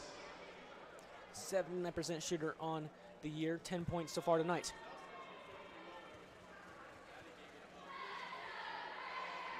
That one's too strong. We've seen a lot of too strong free throws today from both sides. Henderson has a chance to make the second, however. That one is good. Drury just keeping this lead far enough away from the Greyhounds that they can't come back. Here is Patton. See there again, that's a 3-on-2 break that UINDY needs to capitalize on, but just bad execution leads to defense getting back. And here's Becker working on 2 defenders. Her shot up no good. There's a lot of contact there, but Sadie Hill collects the ball. This time she puts that one in. And all in one motion too. Great anticipation, great shot. Here's Mitz Holt. Pulls one up from three-point range and just splashes it down. No mercy whatsoever from the Panthers. And see, that's the thing. As soon as UIndy gets something going, Drury is so quick to put their foot back on the gas. And there's that classic Alani Williams-Harris step-back jumper. Does that so often. It works so well for her. And here's Anna Hitt now. Is it to Henderson? Henderson been down there in the paint doing some work tonight, and she puts that one up, and then 13 points now for her, leading scorer for both teams. And how about that pass from Anna Hitt? You don't teach that kind of vision, but she has it. And some hustle here from Mullins will result in a jump ball. And it will stay on the side of the court with the Greyhounds with 28 seconds left to go in the third quarter. 19 on the shot clock.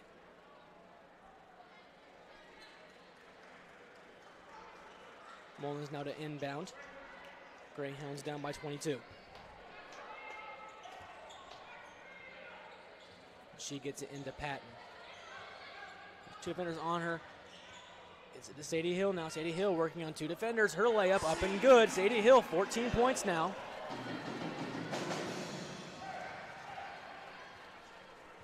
Back to that 20-point lead that we've seen so often in this game. Drury has a chance to possibly extend that 20-point advantage right here with 5 to shoot. 3, 2, foul will be called before the buzzer goes off, so 2 more shots before the quarter ends here for Mitz Holt. Mitz Holt, 1 of 2 so far on free throws tonight, is a 82% shooter on the year. First one is good. Not a good foul there by Lonnie Williams-Harris at all. With time ticking down, 1.7. What are the chances that she really gets a good shot off? I wouldn't say they're very high, but a foul there gives her 2 free ones. And she knocks down both. 1.7 on the clock. Not too much the Greyhounds going to do here. Patton's just going to launch one as far as possible. Came up a little bit short, so that will be the end of the third quarter. 69-47. Drury does lead. Let's go ahead and go down the sideline with Nathaniel Finch. Thanks, Jace. Thanks, Caden. So far, Greyhounds doing a little bit better job getting some points on the board, but Drury, man, they're just too good. Since I last talked to you, starting since that under 5 media timeout, a 7-1 run for the Greyhounds. Really got things going, but then it was Drury. Like I've said, the entire game just found a way to get points back up on the board. That's why they're the second best team in the nation. Their lead climbs back up to 22, but hey, this game is not over. This Greyhounds team, there's still some fight in them. It's been interesting to see Mark Mitchell's wave of emotions throughout the game. He started really frustrated, yelling at everybody. Then more of an even keel guy. He's been that way even the last timeout. The last time they were in the huddle, didn't say a word. He stepped back and let his players lead. They led the timeout. They went out and scored some points after. It seems to work. We'll see if that continues right here on UINDY TV and the GLVC Sports Network. We got Tennessee, Georgia. Georgia, easily, man. Come on, Tennessee's 8.5-point dogs. Easiest spread of all time. How? Because they're good, and Georgia's played nobody. At least Georgia has a defense. Oh, come on. You're a naive fan. Your opinion doesn't matter. My opinion doesn't matter. The only thing you know as a Purdue fan is how to lose to a 15 seed in the March Madness tournament. We're bowl eligible, my guy. Are you? Make sure to tune in to Last Call Monday nights. We'll talk about Division I football, give you plenty of UINDY sports, some interviews in there as well, and then plenty of pro sports, whether it be NFL, MLB, the whole shebang. Yeah, and there's at least one guy that knows what he's talking about.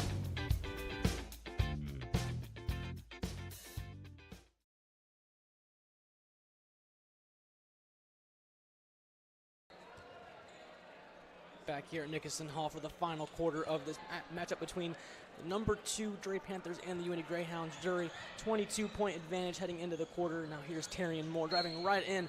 There's a full 360 trying to get that shot up. It gets fouled as a result. She's the person I've really been impressed with in this one. Terrian Moore.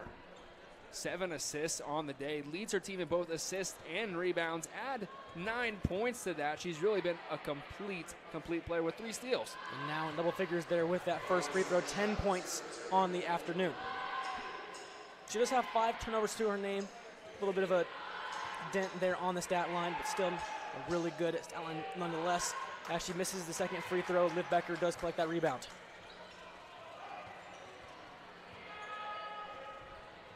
Williams-Harris now with the ball, just trying to get something out of this game for the Greyhounds before the final buzzer sounds in just 9.5 minutes. Now here's Sadie Hill, get that ball, and put it up and in. Sadie Hill been quite impressive here in the second half. I mean, offensively, it's not impossible to get back into this game. I'm more worried about the defensive side for the Hounds, right? You can go and score, but these Drury Panthers, when they get down on their side of the court, they're just so efficient. And Mia Henderson going right into Alana Wells there. Wells fell hard under the ground, a little bit slow to get up. It'll be called a blocking foul on Alana Wells. So 2 shots coming up now for Mia Henderson. We've seen a lot of free throws here in the second half.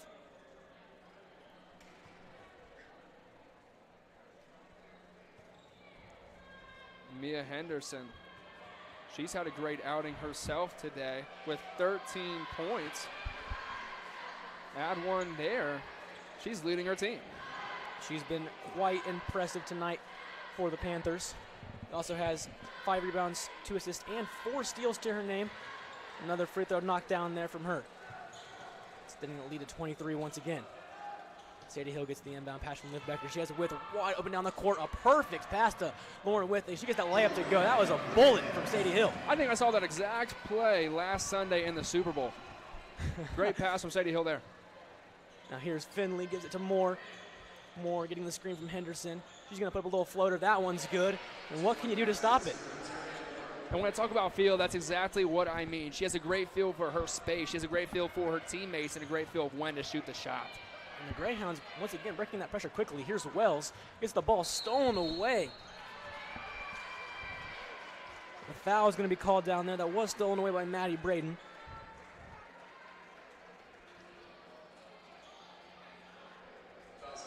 Tough call on Wells. That gives her 3 on the day. And effectively another turnover for the Greyhounds. Checking in for the first time for Drury is Aiden Moxness. She hasn't seen much game time this year, but she is now in the game with Drury having this game in hand. Terrian Moore gets the screen from Moxness. She's going to pull one up. That one no good. Lauren With gets the rebound. Williams-Harris pushing it down the court quickly. Here's With. Back to Williams-Harris. 2 pump fakes. Now to going on the defender. Sadie Hill, head cocking back there. Obviously got hit in the face there. The foul is going to be called down there. Against Alana Finley. And that will be the end of her night. 5th foul on Alana Finley, the first team All-GLVC player last season. Averaging almost 15 points per game and 6 rebounds a game. And she'll end her night with 8 points, 2 rebounds, and 2 steals to her name. So not the best night by any means for her standards, but still, her team did enough. And they're up by 23 points currently. And like you said, it's to her standards, right? I mean, she holds herself to such a high standard. You mentioned first team All-GLVC, and for a lot of these girls, that 8-2-2 would be a great, great game. And she was also All-Midwest region last year. So not only was she top in the GLVC, she was top in all of the Midwest. Liv Becker getting ready to shoot 2 more shots now. She's 1 of 3 so far tonight, a bit unusual from her, 90% shooter. Her first one this time will be good.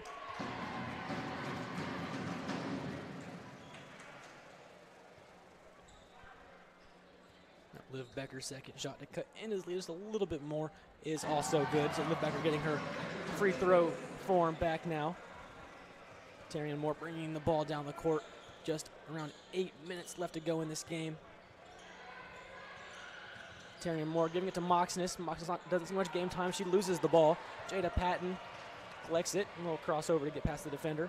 Now working in on Schaff. Her layup up no good. Moxness gets the rebound.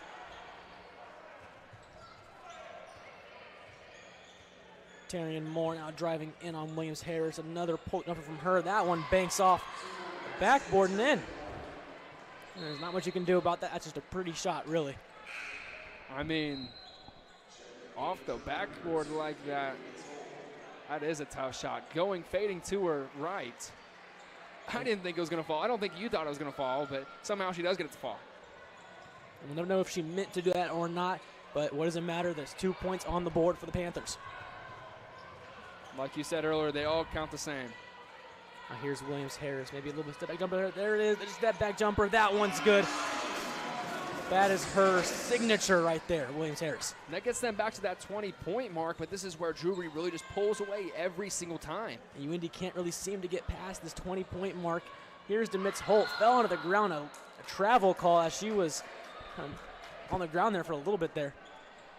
So UINDY has a chance to finally cut this lead down less than 20. Liv Becker gets it into Alana Wells. Wells having some trouble here. Liv Becker gets the ball, 5 to get the ball over the timeline. Now with Wells, does so. Crossover, trying to get past the defender, is fouled as she is going in on Clevenger. Great aggressive move. When you're at that point in the game, when you're down by this much, you can't take time to set up half-court sets anymore. You got to go and you got to get a good shot up as fast as possible because it takes too much time for sets to unfold. That time, she does go straight to the hoop and draws the foul.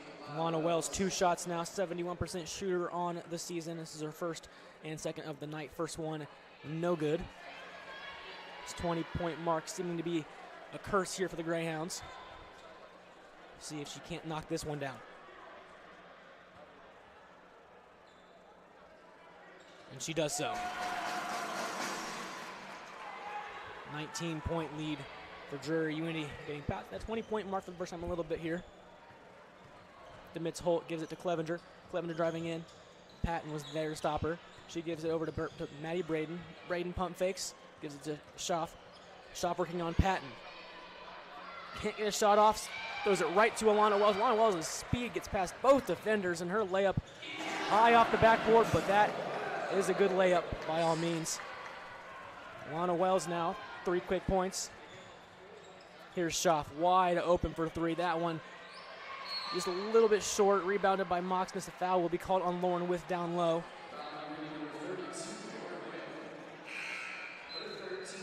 That is her 3rd foul. I'm surprised to see Drury take a quick shot like that. You would think with the lead they enjoy, you wouldn't want to give the ball back to the Greyhounds.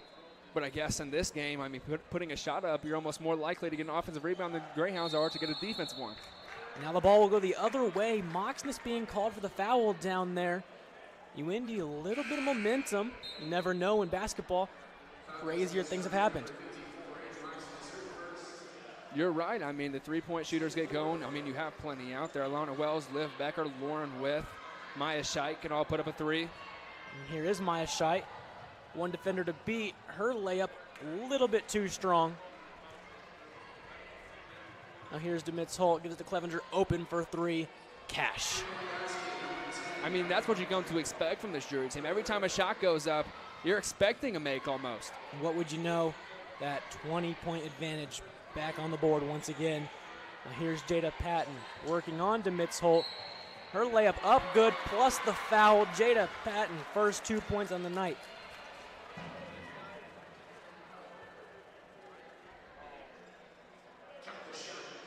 Really a great move from Jada Patton. Fakes left, went right up on her defender. I mean, I wish we could have seen that more during the game. She has a great offensive skill set, just hasn't really got anything to go.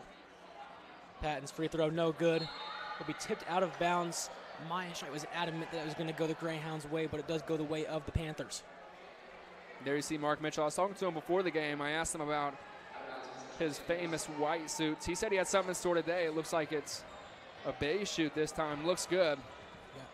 Full out beige down there for Mark Mitchell. Here's Maddie Braden handing it off to Demitz Holt. She has Braden wide open back, but she does not give it to her. The ball will be blocked away, but a foul will be called. It looks to be on Liv Becker. That'll be her 4th.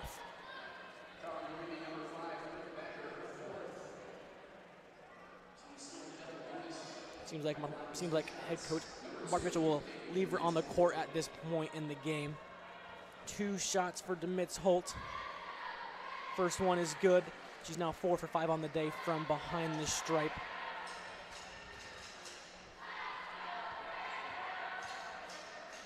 Demitz Holt, her second shot. That one is also good, giving her 13 on the night.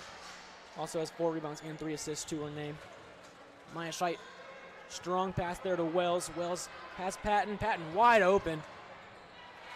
Gets the layup to go. And that's how they should have been running the break the entire night. Strong passes like that one. Too many floaters up, just jump balls that Drury's won. And it's been working in the fourth quarter especially. They've figured out the way to beat that press fairly easily and get numbers down the court. But now here's DeMitz Holt, who's had a really good fourth quarter here so far. Pulls up a three. That one off the left iron. Myashite gets the rebound. Chance to cut into the lead a little bit more here for the Greyhounds. Shite with the ball, gets it to Becker, 20 to shoot. Just going to hand it off to Wells. Taking their time here. They don't seem to be too worried about the clock. Screen there from With. Wells now with the ball, gives it to Myashite. Shite's going to pull one up. That one is good for Myashite. 15-point deficit. Still might be a little bit too much to overcome, but we'll see what the Greyhounds can do here on defense. As DeMitz Holt throws up a layup. That one no good. That will go out of bounds off of the Panthers, so UIndy gets the ball once again, heading into the under 5 media timeout. 15-point deficit. You never know here. Crazier things have happened here at Nickerson Hall. Let's go ahead and throw it down to sideline with Nathaniel Finch. Thanks, Jace. Thank you, Caden. So far, a back and forth last couple quarters. You wish that the Greyhounds didn't start so slow because it's been some decent basketball. They're going on runs, they're chippy, they're going back and forth. But in the end, a 15-point lead is a 15-point lead with 4 minutes to go here in the game. And I'll tell you what, Coach Amy Egan of the Panthers, very happy with how the team's playing. Just kind of sitting back, doing the same thing you guys are doing. They're just watching a game. She's not really up there. She's not very vocal. She's just sitting back, letting her players play, letting her athletes take over. And it's a big reason why they're having so much success here of late. I kind of like the style, I'm not going to lie. She's not up there in their face with these little mistakes. They're up 15. They've been up 20 most of the last couple of quarters. She's enjoying it. She's just letting the players play, doing a good job.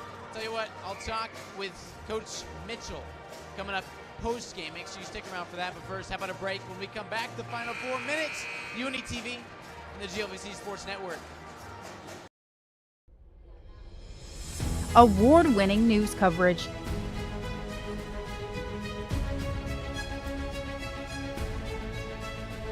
Brought to you by ethical journalists that care about you.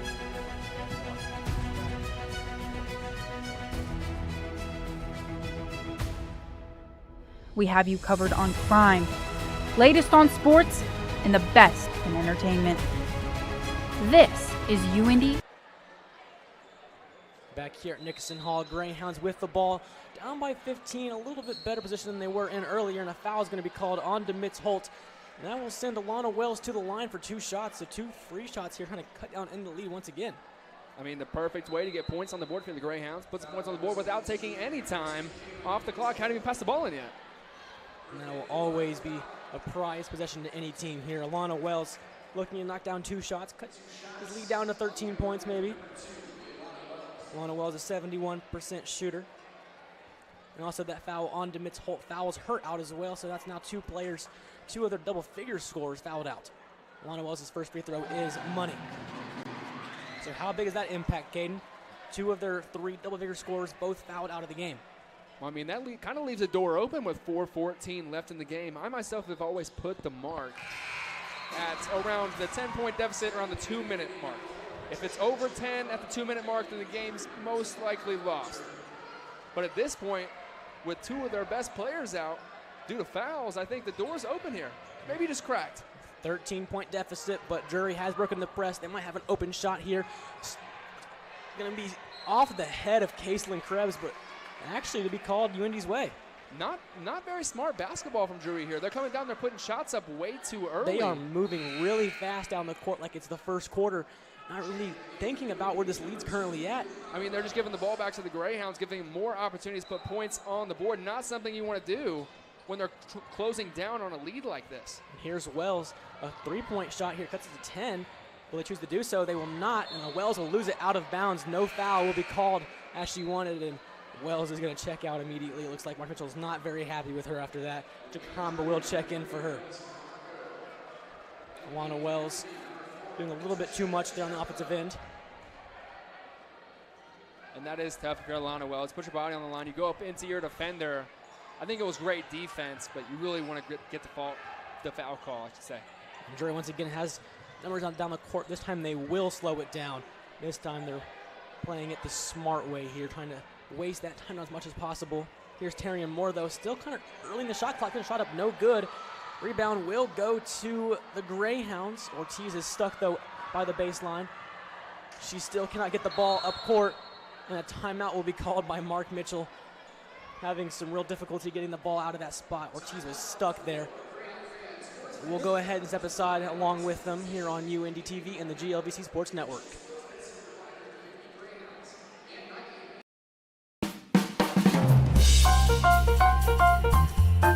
Hey, it's Giselle here on 88.7 WICR. 88.7 The Diamond, the only jazz and classical station in Indianapolis, completely led by the students of the University of Indianapolis. Listen to us on iHeartRadio, TuneIn app, FM radio, HD radios, or even on our website at wicronline.org.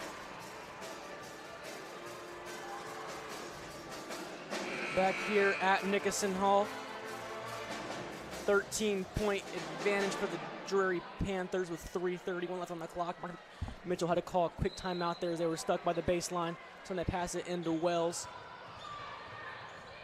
Looking to do some of that right down the court as they've been doing so often. Here's Krebs, open for three, pulls one up, and that one off the front iron. That would have been a huge one if she could have knocked it down, but she cannot do so. The Panthers do corral that rebound. Looking to waste some more time down now. Getting near the 3-minute mark to go. Terrian Moore gives it to Hitz, who now gives it to Schaff, back to Moore. More pump fakes. Behind the back. Gives it to Clevenger, open for three. That one no good. Scheidt with a strong rebound.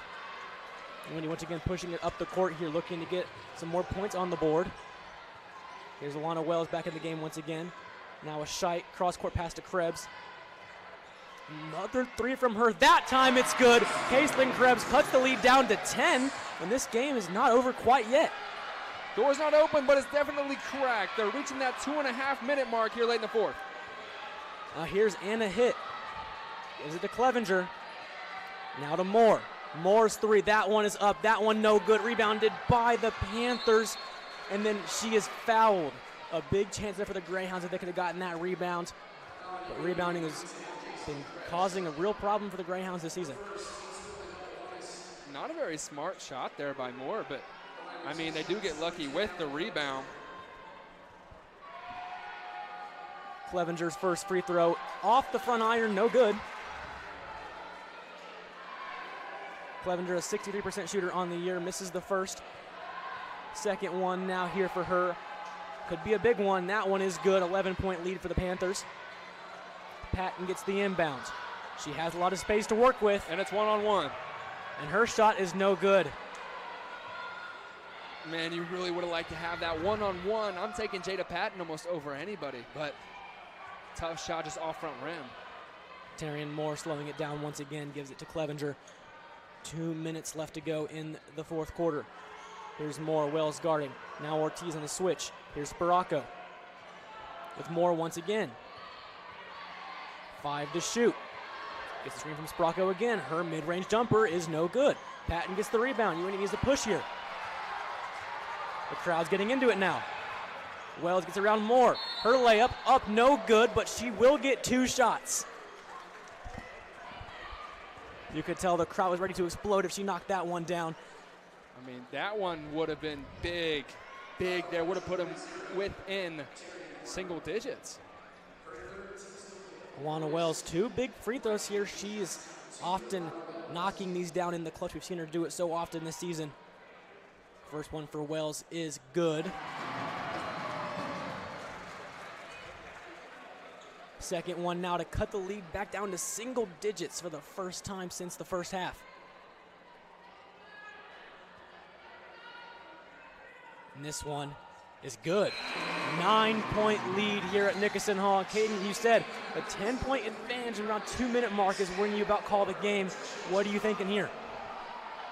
I'm thinking there's still a chance. 141 down by 9. Pressure looks good. You never know. Terrian Moore breaks that pressure, however. But UINDY can get back on defense now. They're going to slow it down once again. Now here's Clevenger. Some pressure once again. She's having some trouble. And a travel will be called on Clevenger. UIndy gets the ball once again, only a minute and a half left to go. And you can't play much better defense than that. I mean, to respond how they have after being down 20, 25 points in this game, to come back in a minute and a half, put within single digits. I mean, I love the heart. I love the energy with this Mark Mitchell plays. Scheidt to and inbound. his team, I should say. Scheidt to inbound. Here's Wells, 1:25 on the clock. What do they do here, Caden? A 3 or a 2? Whatever's open. You got to take what they give you. Here's Wells working on. But you got to go fast. You can't wait. Here's Patton. Gives it. Oh, she throws it away to Sparacco. Looking to get the ball into Ortiz. Just a little bit too much on the pass. And now Drury can really run this clock down. You hear Sadie Hill and Mark Mitchell telling their girls to come up, put pressure on the ball. They do. Here's Hitt, gives it some more. Here's Clevenger. Gonna pull an open jumper. That one's good, and that might be the dagger. Dagger in the heart of the Greyhounds right there. But man, you can't say it wasn't a fight. Can't say it wasn't a fight. What was more impressive to me, it was some of those bench players. There's no Sadie Hill out there, no Liv Becker out there, no Lauren With out there. Some of those bench players making an impact on this game.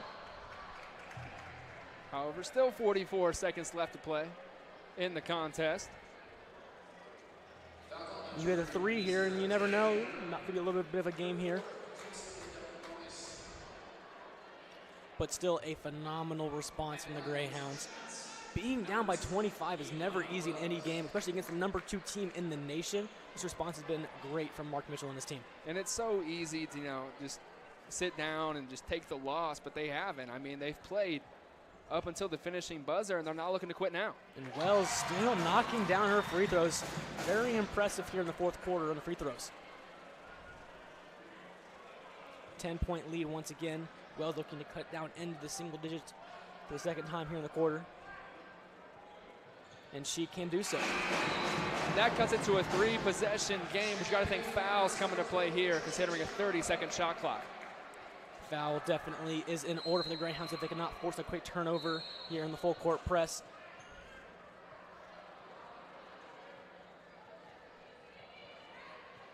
Looks like a timeout will be called by head coach Amy Egan and the Drury Panthers. So we'll go ahead and step aside along with them here on UINDY TV and the GLVC Sports Network.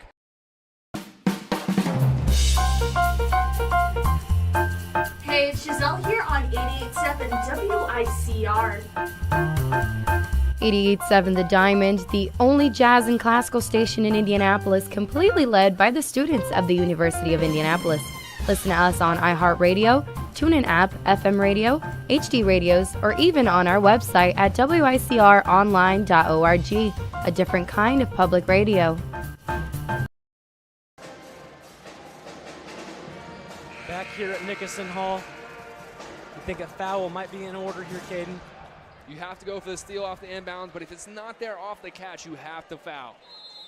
Make sure as little time as possible comes off the clock. Clevenger to inbound, gets into Moore.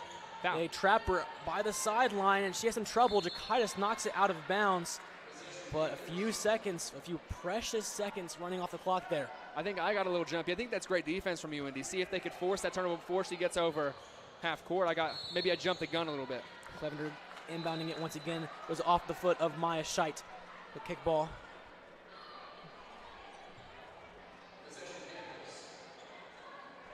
So Clevenger to inbound for the 3rd time in a row.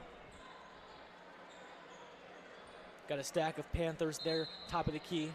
Sparacco, Hitt, and Schaff. And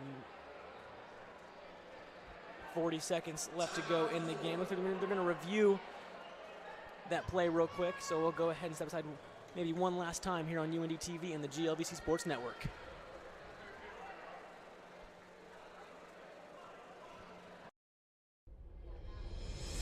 Award-winning news coverage.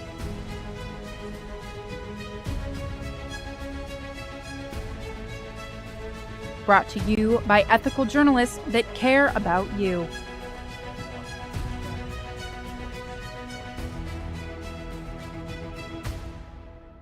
We have you covered on crime, latest on sports, and the best in entertainment. This is UINDY TV News.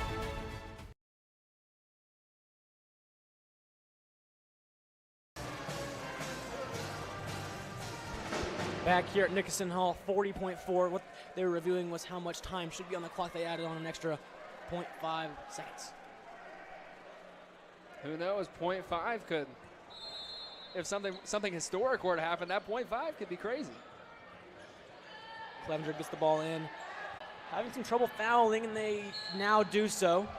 She lost the ball, some contact there, but that will send Terrian Moore to the line.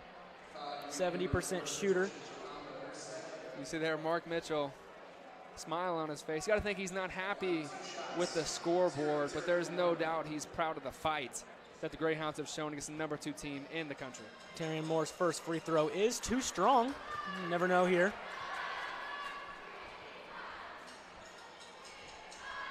Still a 3-possession game if the Greyhounds were to get it back. Moore's second one is also too strong.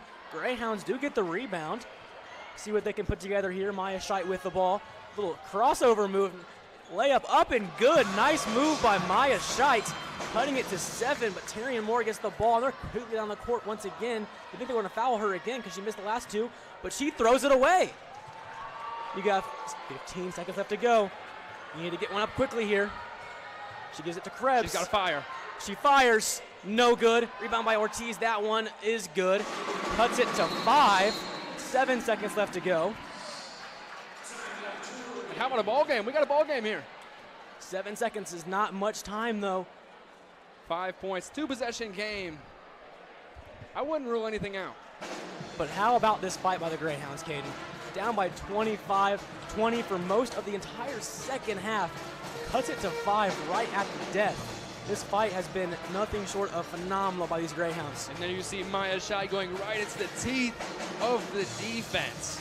Man, I can't get over the heart this team has shown today. What they've shown is that they can really compete. They can really compete with any team in the GLVC. Drury, they competed at Drury for most of that game until the third quarter, and then tonight it's been almost the exact opposite. First and second quarter, they had some trouble, but then second half, they've come on strong.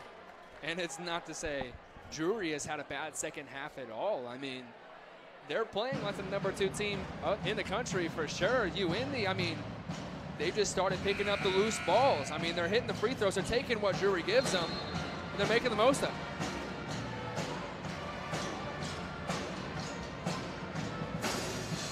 And the ideal scenario here for the Greyhounds is they can force a quick turnover on the inbounds pass. They're able to do that. Might be a little bit of a game here in order, but we'll see what they can do. If not, they have to foul quickly and hope for some misses. Clevenger, the designated inbounder once again for the Panthers. Stack of players there. And they're having trouble getting it in, but they finally get into Terrian Moore. Terrian Moore, they got to foul, you would think. They don't foul, and they finally foul, but 3 precious seconds running off the clock, and that might be it.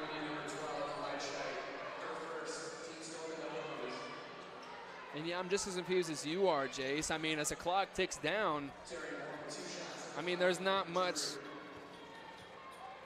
I mean, you could do other than foul. Or at least that's my. Moore knocks her first down.